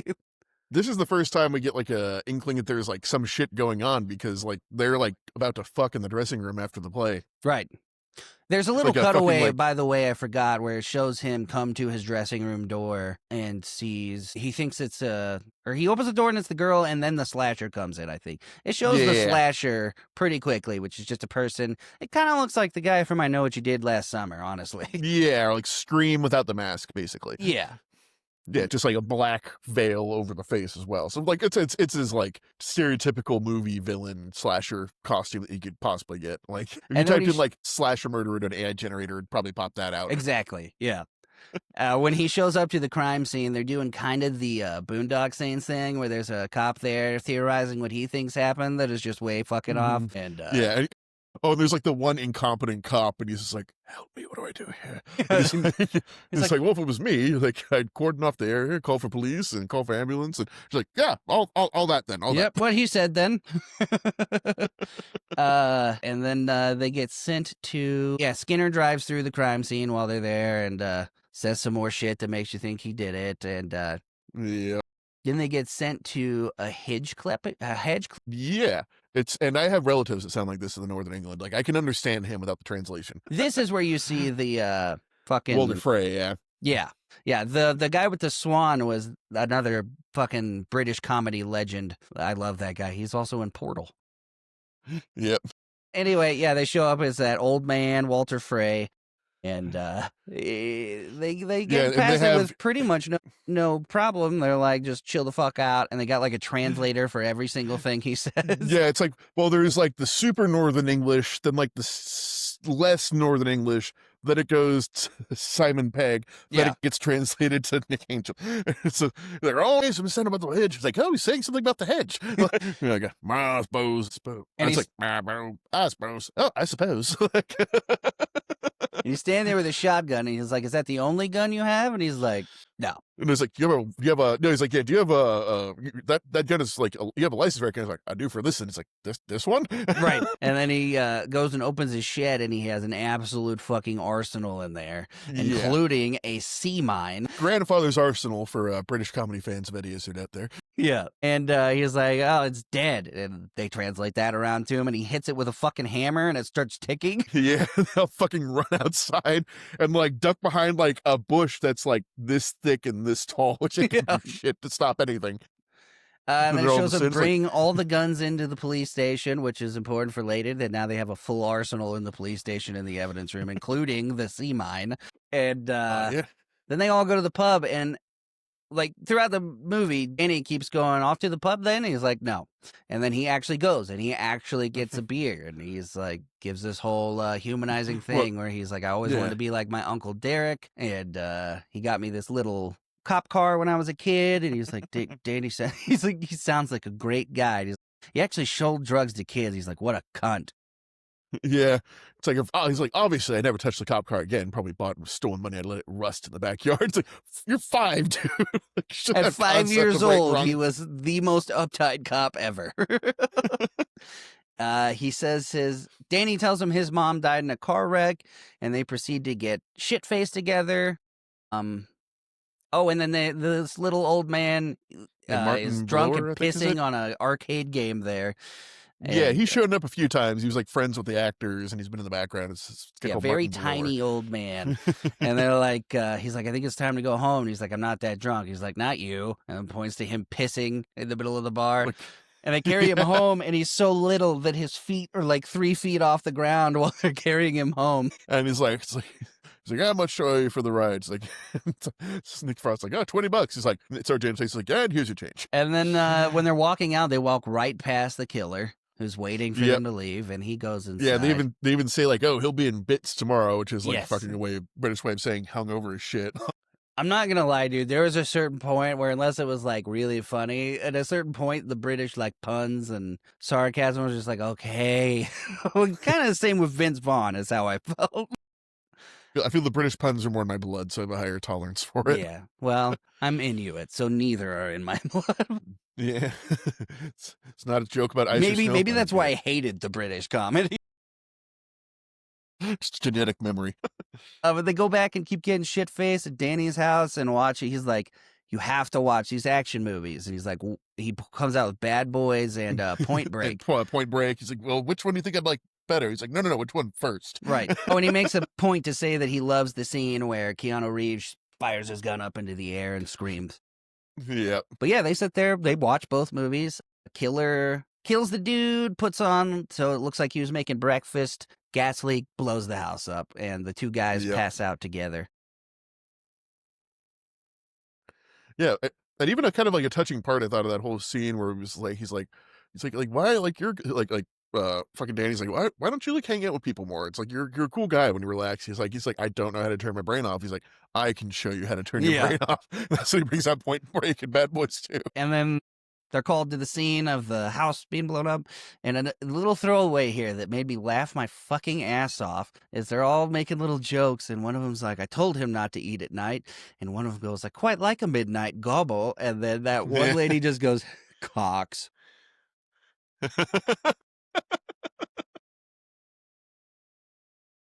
Yeah, that lady's a perv throughout the whole movie. And the NWA says they couldn't see it. It was just outside the view of their camera. Sketchy. And the Swan's there. Like, And then they go to a Save the Church Roof carnival, which looked really fun, honestly. Oh yeah, no. England throws like a good village carnival. I've been to a few of these things. They're I'll tell a you good time. What stuck with me, and it may seem silly, but I cannot stand English breakfasts. Every time I see them put baked fucking beans on a plate, it just gets all over everything with their breakfast. I hate it. I can't stand it. Yeah, I mean, I guess like they kind of use that in the way I guess we'd use ketchup like for a like American diner meal. Because like the beans in it are like you can't really buy those beans in America, which is ironic because they're Heinz beans and they're American. Right. But yeah, no, it's basically like beans and ketchup. So like it's just like I can't stand it. I don't really like baked beans here, and I definitely wouldn't like it with my breakfast. Yeah. But for some reason, for the next 5 minutes after they showed that, I just kept mulling that over in my head, like I don't know. Yeah, it's a hangover or not a hangover, a remnant of rationing basically back in the day.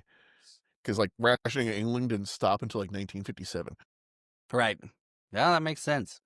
I saw a little tidbit about where government cheese came from the other day. I'll tell you about later, but it was pretty fucked up. So they're at the carnival. There's a little rifle range where, Nick keeps making a thing throughout the whole movie about how he doesn't like guns and he doesn't want to touch guns. And then, this happens a lot in movies, I feel like, where there's always the badass that says, I don't like guns. And then whenever he does use guns, he's the most lethal person on the planet with a gun. Yeah. I mean, it's the whole thing. It's like he knows what it does and what it can do and doesn't take it lightly. But Danny's like, it was like Walking Tall to me is what it reminded me. Yeah. Like Danny's like, it's an air rifle. Like, calm the fuck down, dude. Like, it's not a real gun. It's like a BB gun. Danny picks it up and immediately shoots at the doctor, I believe, is who he is, the guy running that thing. And then Mr. Messenger comes up, and for some reason, it's like, I have something super important to tell you, but not right this second. We need to meet at 3 over here. Yeah.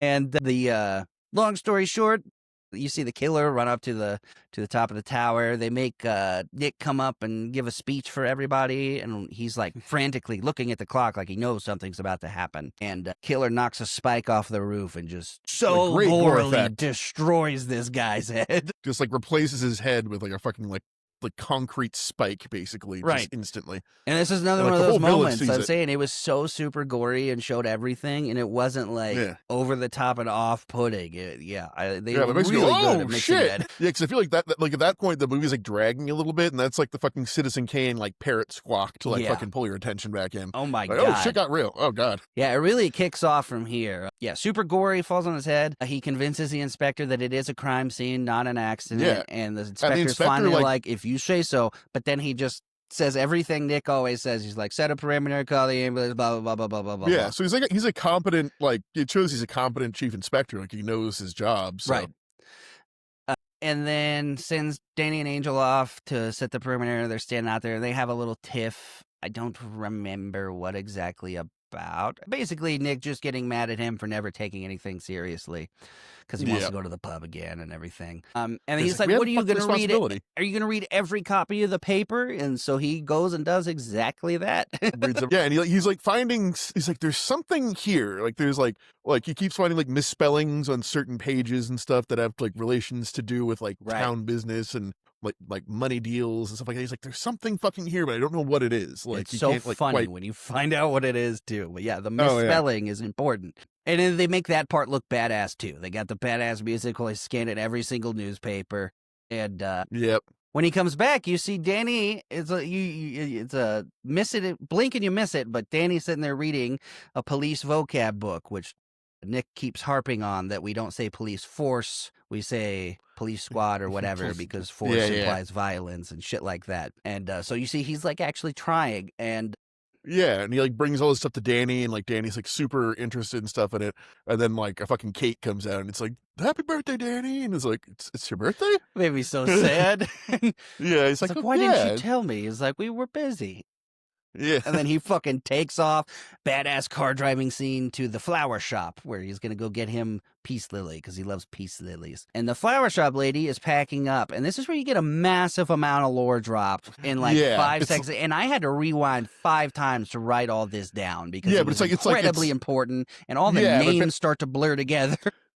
yeah, but basically the gist of it is that oh god, it's so fucking The complicated. flower Basically, there's a shop new lady's free- packing up to leave because There's a the new guy who freeway blew coming up through. wanted to buy the land. Yep. He sent his legal fellows, which was the theater guy, Martin Blower. Martin knew where the road was going to the new store because he was banging Eve Draper, the lady with the terrible laugh. Yeah, and she worked at like the council office and like knew things. Right. And then the reporter found out about the road going through there, and that's why Yeah, they wanted to buy then it. told the flower lady that like the land's gonna be valuable, so sell It's now. like basically. 10 times worth what she was offered. So she decided to sell it herself to someone from the city that all the dead people, all the people that died were talking to somebody from this city. Yeah, like the whole conversation is like, rest his soul, rest her soul, rest his soul, rest her soul. That was great. Another bit of British comedy that actually made me laugh that she kept doing that. Like, if you weren't making connections there, she just did it for you with her politeness. Because she is like, and then God rest his soul was talking to this person, God rest her soul. Yep. And then like he goes out for like a second and he's like, oh, I forgot something. And he like heads back in and like sees her fucking like impaled in the throat with her shears, just like bleeding out, and like finally sees the cloaked figure like running out the back. He's like, freeze!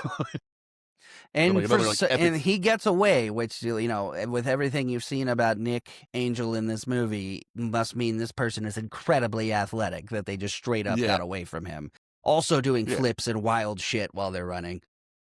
Yeah, and I guess up to this point, the only person we've seen like outrun Nick is fucking Skinner from the fucking grocery store. 'Cause he like Right. outran him in the morning. And then, yeah, the cops still don't think it's murder. They kind of imply that it was Angel. He says, this is where am Nick I starts, going like, mad? swearing. And they're like, No, he's like, am I going fucking insane? And he just like puts fucking money in the, Yeah. in the swear jar. He's like ready for it. Like, he was like, I'm gonna swear in here. I need some extra cash. but he says, am I going insane? Like the cop before him.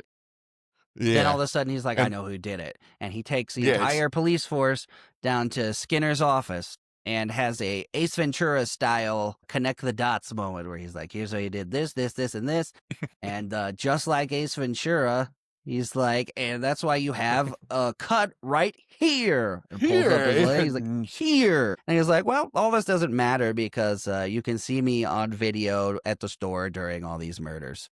Yeah, just conspicuously, like, fucking walking along the aisles, doing nothing, like... He's like, feel free to look through all the tapes, though. And tells Yarp, that was the other Game of Thrones person, he's the Hound. Yes. Tells him to escort him out when he's done watching the tapes. And then Angel watches all the tapes, gives up on his theory for a moment. And it's like, for half, like, 2 hours, he's depressed. He's like... Yeah, you get a like... depressing montage. And then they're eating ice cream. And something Danny says gives him the epiphany. There's more than one killer. It's a callback because like they're in the store and it's like, any good luck catching them swans? And it's like, oh, it's just the one swan, right? And then the lady says like, any luck catching them killers? And it's like, it's just the one killer. And he's like, wait a minute. He's like, there's more than one killer, and he goes to the inspector. And was like, well, I figured it out. There's more than one. And he's like, you sound just like Popwell, who was the cop before. He's like, but if you sleep on it and still want to look into it, I will be right there with you. And then when he gets home, Yarp is there. Yep, like in a full cloak and everything. Like, well, it's like it's a murder. It's like the slasher first, then he takes it off and it's Yarp. Yeah, and like Yarp is just beating the shit. Which I feel like without the mask, you would have figured out that it was Yarp because nobody's that fucking big. Yeah. And then he distracts him during he throws the monkey at him. And poor Yarp is just like shooting galley. Yeah. And he's like, playtime's over, and fucking hits him in the head with the piece. Which also comes up later that he dropped that little one-liner. But like, did you say anything coordinated? He's like, you should have seen me. I did over there. Yeah. Then you hear Skinner on the walkie-talkie, and he does his best Yarp impression. He's like, is it done? He's like, Yarp. It's like, and he won't be bothering us again, Yarp. And Angel's not getting up. Like, Yarp? And he's like, meet us at the castle. It's like, shit, okay.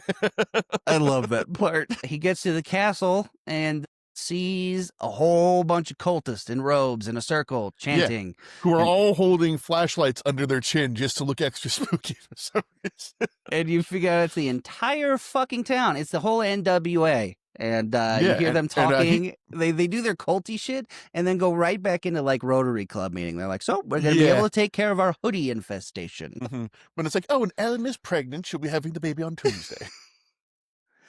Which, and I was going to get to this at the end, but this really ties it up with a bow here that I think the message of this movie is that HOAs are the fucking devil. Because this is essentially what this is an HOA on fucking steroids. Yeah, and this is also the scene where we find out that, like, the completely valid and evidence-backed conspiracy that, like Sergeant Angel has is completely incorrect. Like, none of them knew any of that shit was going on. It's like they all died for like the pettiest of reasons. Like when he goes through all the reasons, the reason the spelling thing mattered when he's connecting dots is they killed that guy because of how shitty he was at being a fucking news writer. Yeah, it's like, so like, yeah, he's like all these like misspellings and fucking like there was like always like tabloid like headlines and shit. They killed that lady because of her laugh.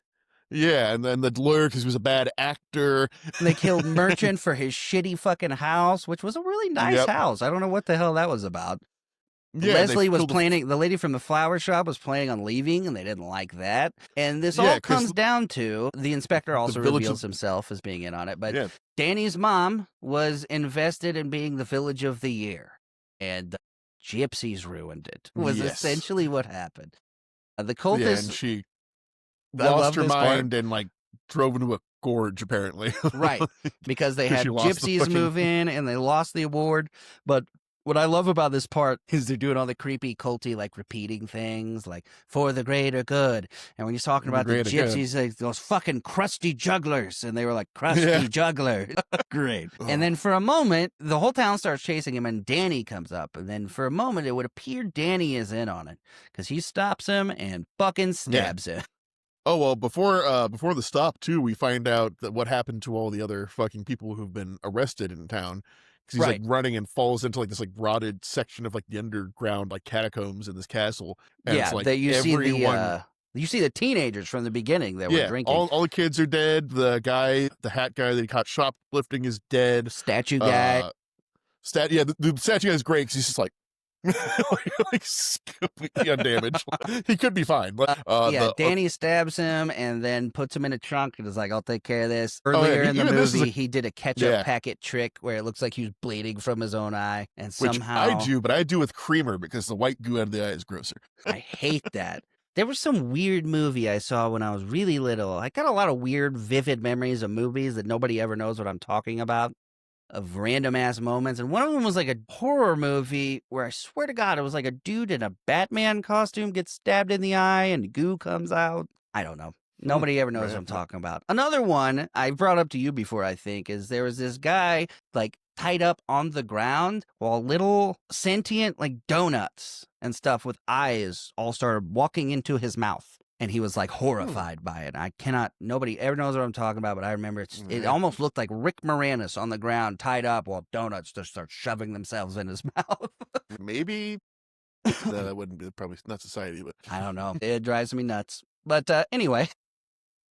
maybe. Oh man, I actually had one of those solved recently for me because I watched envy this you movie greatly. in England. Oh yeah, no, it's because I watched this movie in England and just like I remember like as a kid, like I was sick when I watched it, so the whole fucking movie was a fever dream. Oh yeah. But it turns out it was the first ever live action Dr. Seuss movie from like the 70s. Like, and it's like That sounds horrific. yeah, it's like TJ Terwilliger's like all boy music band or something like that. It's like a really weird title, and it's all about this like kid who like is in this fantasy world about like his mom and his band teacher and a janitor at a school. And it's like he turns into like this like music authoritarian dictator who like is trying to make the perfect sound with like 400 kids playing this like one continuous piano infinitely. fuck? It's like as I'm describing it, you're like it's a fucking fever dream, and I didn't think it was real for years. And then I fucking watched a review on it. Like, that's it. He tries to ask Danny to stay and help him. Ask Danny to help him, take back over the town. He says he can't. Angel drives away. He stops at a gas station and sees a rack of action movies and decides he's going back there. He gets a pair of sunglasses and a fuckload of spray paint. Yep. He drives back and immediately kicks the fucking shit out of an old lady. Like fucking WWE drop kicks this lady. And then you get the lots of guns scene after he deals with the old couple as soon as he gets into town.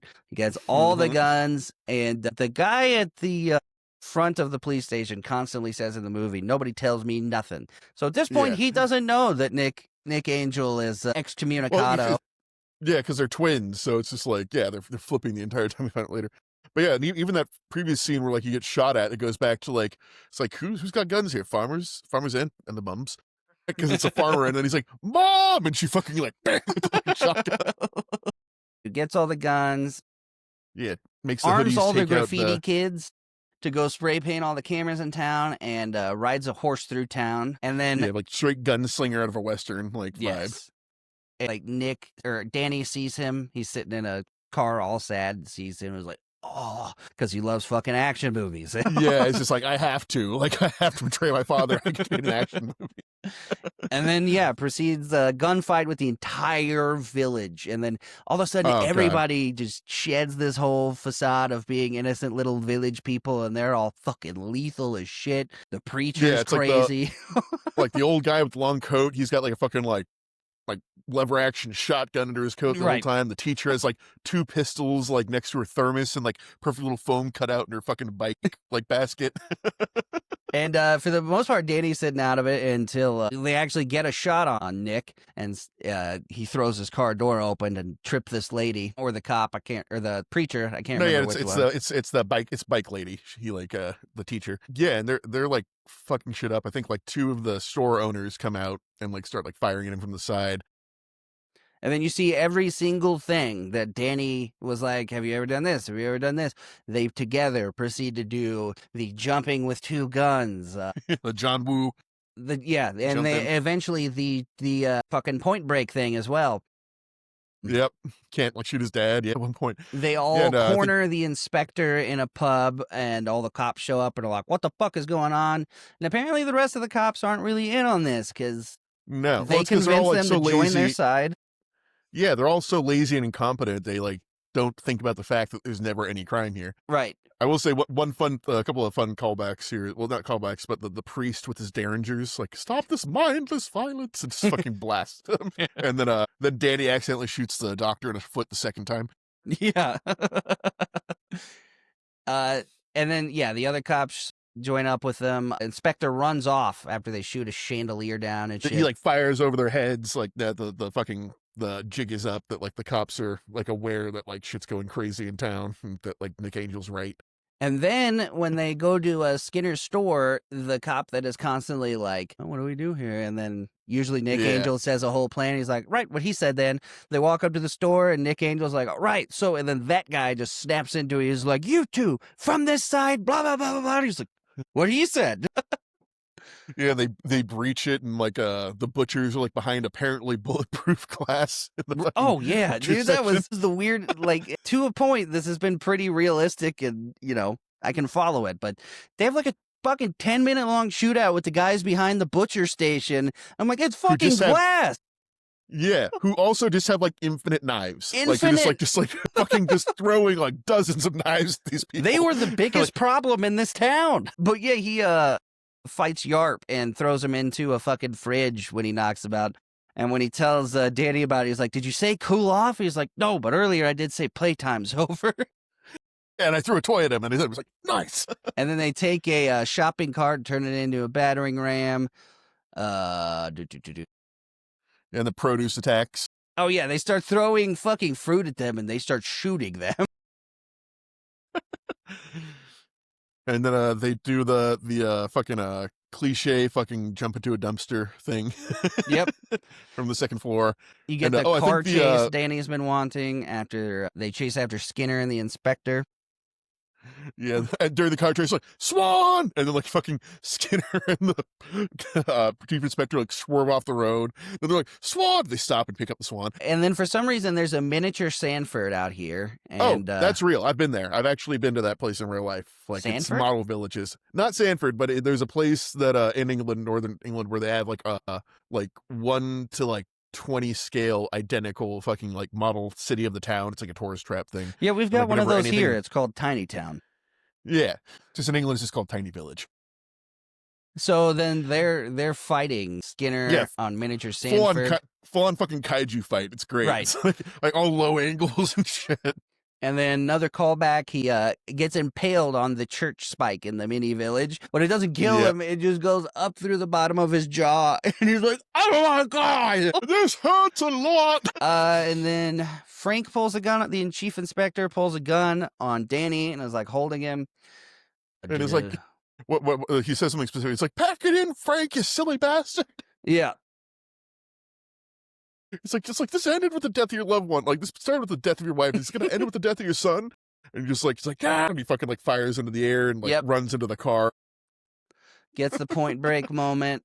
And then the Swan, he gets in the car and drives away with the Swan in it. And the Swan comes up and starts beating the shit. Very, very much like Harold and Kumar, fucking raccoon and fucking like Tommy Boy, like the fucking deer, just like in the backyard. Then we just see the car in the field, like and hit like the one tree. That was great. The pan field. Out to see it happen was what made it hilarious.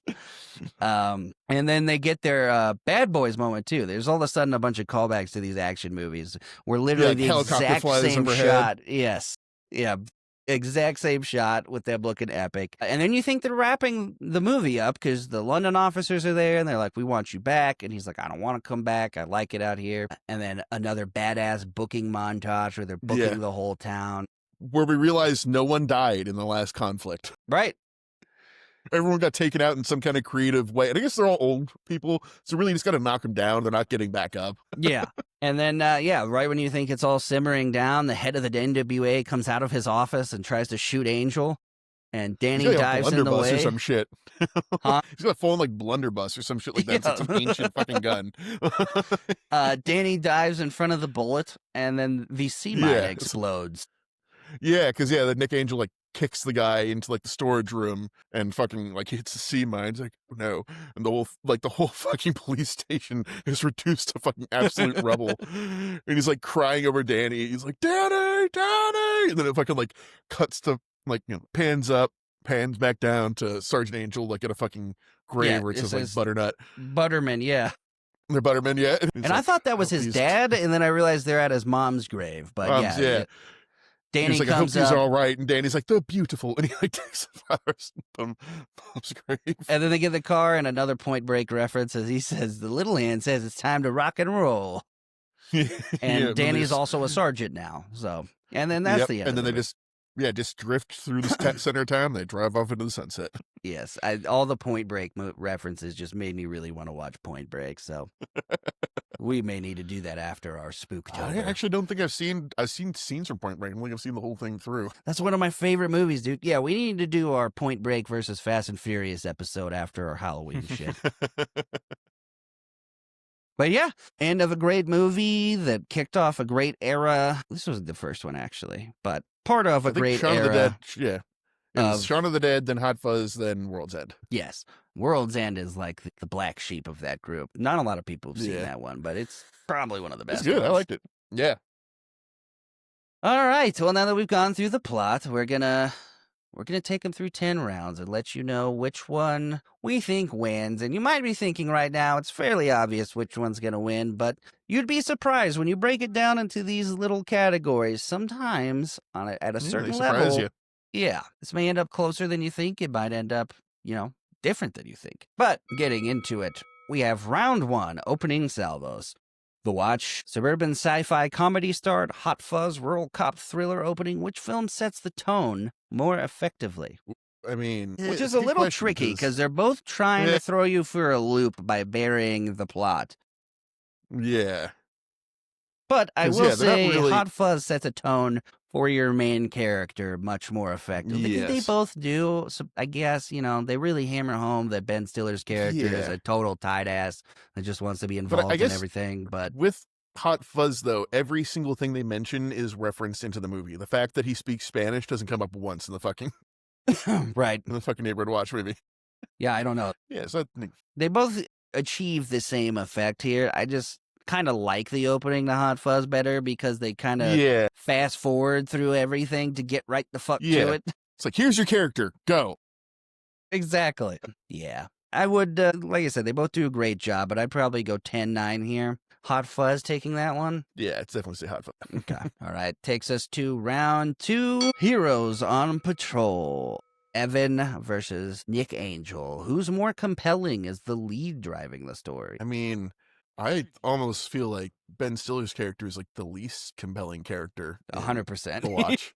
Yeah, it's no contest here for me. I honestly, very rarely am I like really happy Ben Stiller's in a movie. Let alone he's got good stuff. Like he's The a great Secret Life of actor. Walter Mitty and good. Yeah. Yes, but in these movies, the comedy movies, where he's constantly, like you said, he has like Globo Gym and all that stuff where he's totally not playing himself. But any movie where Ben Stiller's playing essentially himself, I'm not feeling it. Yeah, I call it the Meet the Parents syndrome. Right, but it's just like, you're just kind of a bland, boring white guy. They establish to you, huh? There's more to the character of Nick Angel than there is to Evan, and like you said, most of the movie he's not really the reason things are happening. Things are kind of happening in spite of Evan in The Watch. Yeah, but I think definitely goes to Hot Fuzz in this one. Like not even close. Like I won't even say like Hot Fuzz gets like a 9 and The Watch gets like a 4 in this one. Yeah, I was gonna give The Watch a 5 because. Yeah, I don't know. I don't like that version of Ben Stiller. Round 3, supporting firepower. The Watch has Vince Vaughn, Jonah Hill, Richard Ayoade. I would include Will Forte in this. And then Hot Fuzz has Nick Frost. And I don't know why we're specifically listing Jim Broadbent and Timothy Dalton, but it's mainly Nick Frost and Simon Pegg. Yeah. And if we're doing it off of that, I definitely, the supporting cast in The Watch was better than the quote-unquote lead, in my opinion. So, yeah, for me, they had to carry a lot more of the movie, and they're funnier. And Will Forte. Mm-hmm. Yeah, whereas like the Simon Pegg and Nick Frost duo, that's just proven science. Like we know that works. Like, yeah, Will Forte alone and Richard Ayoade, just super underrated actor who I love. Oh yeah, I love. Richard Ayoade is in tons of British sitcoms and comedies and stuff, like in Taskmaster and all that stuff. Yes, yeah, he's great. Like, and the Irish guy from IT Support, or what is it called? The IT Crowd. That's what it's called. Yeah, the Irish guy from that too. Same thing. Underrated as fuck, but every time he's in something, just fucking hilarious. But Yeah. No, even like I was watching this with Haley, like, you know this actor, and like I really don't. I showed him pictures, like, I still don't know that actor. I'm like, he's fucking so good, damn it. yeah, I would go 10-7 here in favor of The Watch, just because, Yeah. Nick Like really Angel the in that side movie character is the carries it a point. lot more. Yeah. Whereas, yeah, like I guess the Watch succeeds in spite of Ben Stiller. Right. Just 1 second here. What the fuck happened to my playlist? All right. Taking us into round 4. Villains and antagonists. You got the aliens in The Watch versus the NWA Secret Society and a Hot Fuzz. I mean, I think the NWA was like way more funny dynamic as a group, like just the absurdity of like what they are. Well, yeah, and when it's like uncovering the plot a few times when you figure out there's a murderer, and then when you put together, oh, there's more than one, and then it's like, oh, it's Yeah. literally everybody. Yeah. And then it's like there's a conspiracy. Wait, it's way dumber than that. Like it's great. Yes.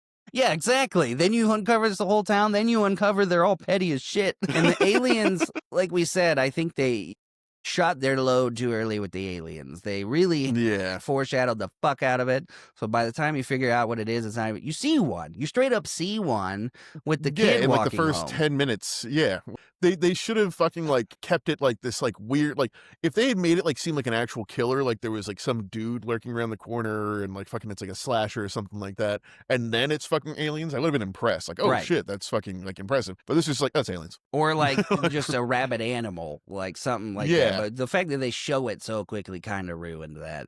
And I really Yeah. feel like there's a version of that movie out there somewhere where they didn't do that. Yeah.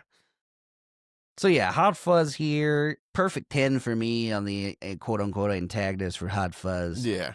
And I'll go 6 for The Watch. Yeah. I mean, like Because they I had do some like the aliens, good and it moment. is scary Yeah. when you see them in hordes coming at them and everything. But Exactly, yeah. And that whole thing with like the gum scene was like really good with the aliens, where it's like, oh, he wants to show somebody. Oh my god, like that's great. But yeah, like it was all fucking like previewed way too early, and like it's like, yeah, aliens. I get right. it.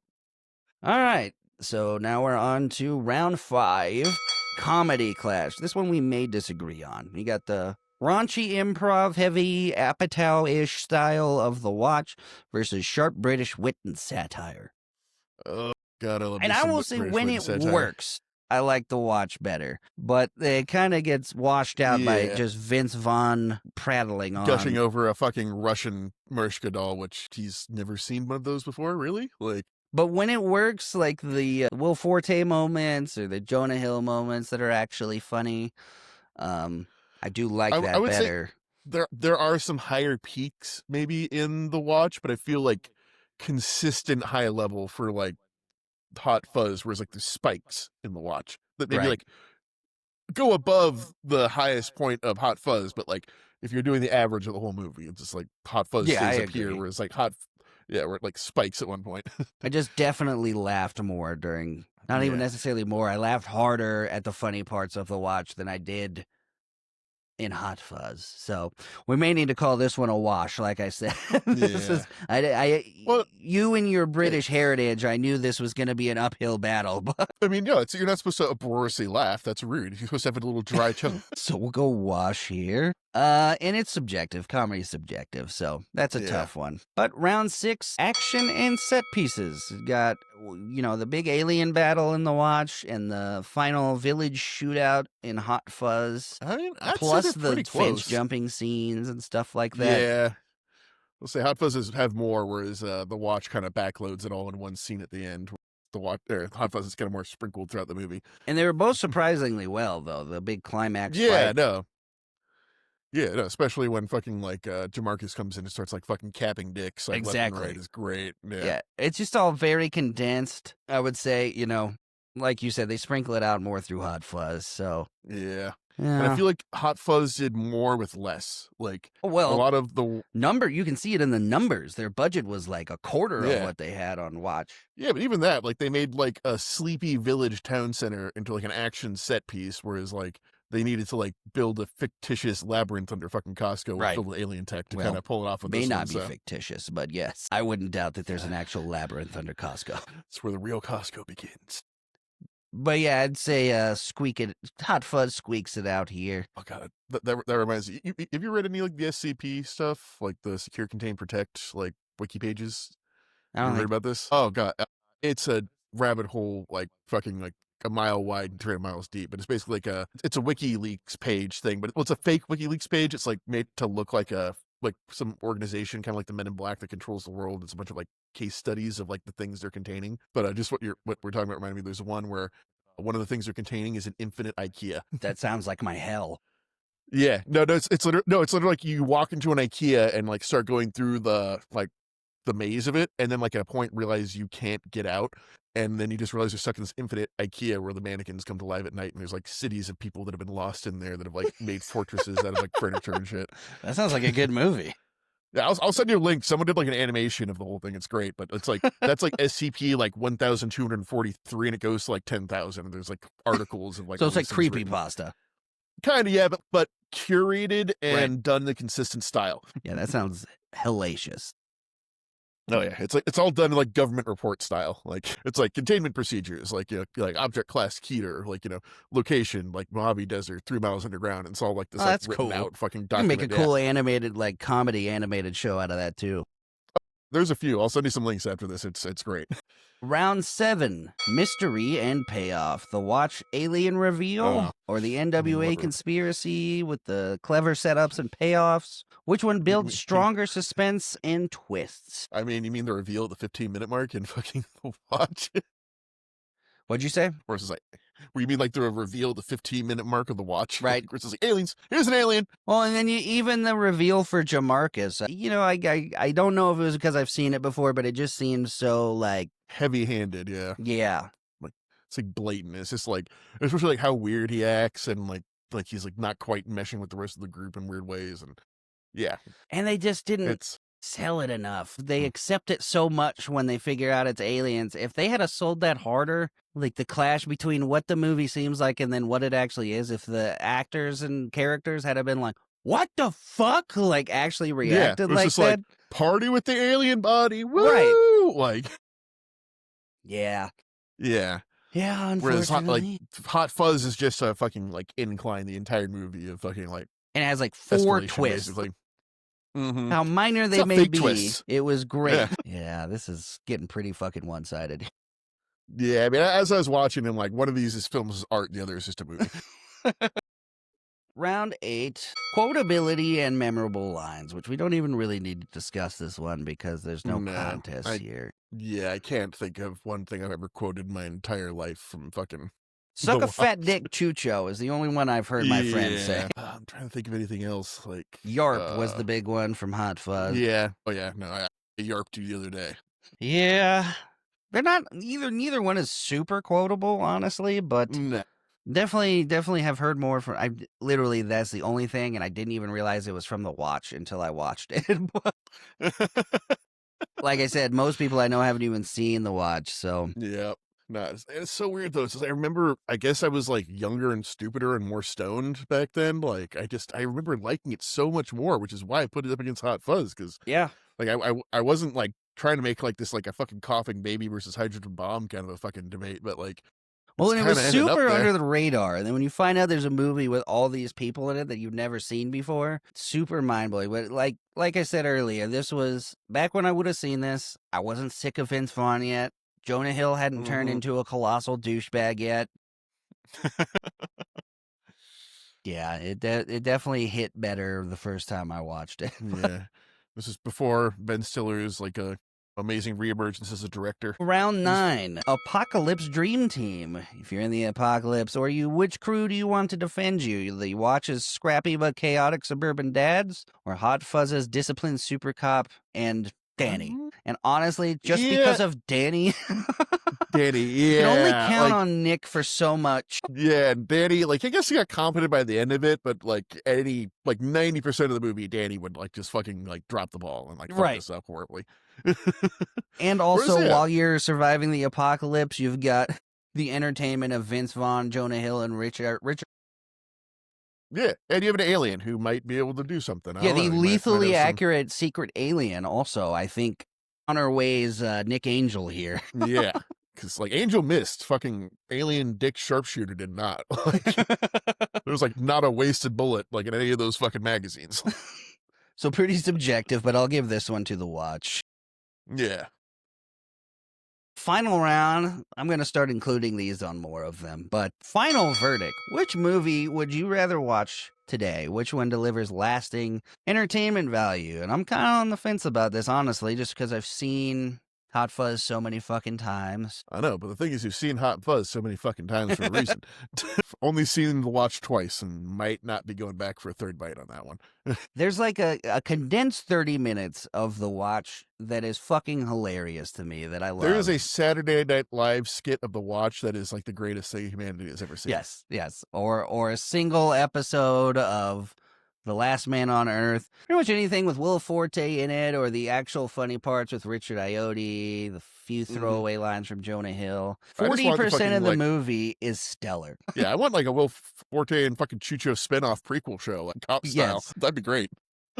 Hot Fuzz, like I said, most of the time the British humor just doesn't hit for me. This is a little bit above that cut for me. I do like Hot Fuzz. It is aggressively British. This is tough, honestly. I'm kind of going back and forth in my head still about this. I mean, I know where I'm landing, but I have cultural bias. Just the first half of the watch alone, I'm bored as shit. Yeah, like nothing happens until fucking his balls get sucked. Like that's where the movie starts to move. But before that, like we have like the fucking like I'm impotent on a park bench fucking discussion. I'm just like entire movie in our store. So yeah, and even the whole thing, like they always say like like they're talking about the free samples, the bulk items, the community hub, how they have everything. Yeah, it's just completely funded by Costco. It's insane. So the summary of this matchup is Costco ruins movies and HOAs are the goddamn devil. Yep. Like I said at the top of the episode, next week we are a bit behind. We were going to be starting with this episode, but we're going to be starting our Spooktober series. I just said that. That's not like a phrase we came up with together or anything. So and I'm sure someone will sue us. For some reason, I keep wanting to say Toyota-thon. But we're going to be doing a series of, Halloween/horror type movies. Not necessarily what you're probably thinking. We probably won't get to that one. But we are doing Hocus Pocus versus Halloween Town, which should cover a lot of you, I think. Yes. And I already have my opinions on this before we start, but we'll save that for the next video. I have my opinions, and then we're going to have a guest star for a little bit of these episodes that outweighs my opinions on these very big Halloween horror buff. So, yeah, guest star coming. We're only telling you about this one. We're not, completely 100%. We have which ones we want to do after that, but not necessarily the order or anything, but a bunch of spooky episodes coming. And, and hey, nothing's set in stone. If you guys want to give us some suggestions down in the comments, yes, please do. Some good spooky matchups. What's your must-see fall? I don't want to say just fall because that'll invite a lot of football movies, but your must-see Halloween movie, the movie that makes you want to go trick-or-treating, the movie that makes you want to dress up, put on I'll say this isn't a movie, but I do have a recent tradition with Halloween. I don't know if you've ever watched it. It's a short, it's a one series animated show done with the same people who did Gravity Falls, but it's called Over the Garden Wall. No, but I've seen a shitload of Gravity Falls. My son loves it. Oh man. Yeah. Okay. If you like Gravity Falls, like Over the Garden Wall has that same kind of like innocence, but like still pretty spooky, like kind of a vibe to it. And it's like a perfect like Halloween watch. It up, but that kind of looks like Cuphead. A little bit. Yeah. Yeah. But like, it's like about like, is that for kids or? I would say like it's like American Tail, where it's like it's for kids, but there is like a couple of traumatic scenes in it. Is it like as much for kids as Gravity Falls is for kids? Yes. Okay. Yeah. Fine. Yeah, we'll definitely check that out. But that's what you got to look forward to coming up to celebrate the month of Halloween. We don't recognize Columbus Day on this show. Goddamn colonizer. Yeah. And I'm Inuit, so we're supposed to replace that holiday, and nobody seems to recognize it. Yeah, no, if you want to find out bad Christopher Columbus sucked, look up his son. I'm good. It's like, were you trying to be evil? Was that like they were the goal? No, okay. So I can give you one thing on Christopher Columbus's son. Sure. Because the whole thing, they were looking for gold here, right? Like they were like trying to enrich Spain. Yeah. So I think Christopher Columbus' son found gold, apparently, like in South America eventually, and the rule was if you didn't meet, like everyone had to do it, and if you didn't meet your quota the first time, they cut off your hand. If you didn't meet your quota the second time, they cut off your other hand. If you missed it the third time, you died. Oh, you know what? I did hear this. Yeah. And then they eventually just fled because they were like, we can't keep up with this. Goodbye. All right. Well, that'll wrap up this episode of Flick Fights. Like Nick said, get in the comments if you have any ideas for what you'd like to see for your Halloween movies. Preferably if you have something you'd like to see it matched up against. Otherwise, we can figure it out if we get enough of the same comment. But we love the feedback. Any of the watch, for any of the watch stands out there who just like think we're fucking goddamn wrong, please come yell at us. We'll interact. Yeah, and like I said, I will fully accept the hate for even debating whether or not. My memory was here. corrupted for this one. Like my brain was like, fucking 17-year-old Nick. What the fuck were you smoking? Yep. We had our first complete miss on a matchup, I think, so far. It wasn't a complete miss, but, rose-tinted glasses definitely fucked up this matchup, for sure, for both of us. Because it wasn't just Nick. I agreed that this was a good matchup. Yeah, no, in my head it was great. Then I'm watching the watch, I'm like... But this is why we need your... talking about jizz a lot. Yeah, the cum was a huge focus. And the cum. only funny part of that was Richard Ayoade, when he's like, yep, color, taste, consistency, that's cum. Yep. But yep, we love the feedback. We need the feedback. Please let us know what you'd like to see. I'm Devin Vestal. I'm Nick Nye. And this has been Flick Fights. Catch you next time.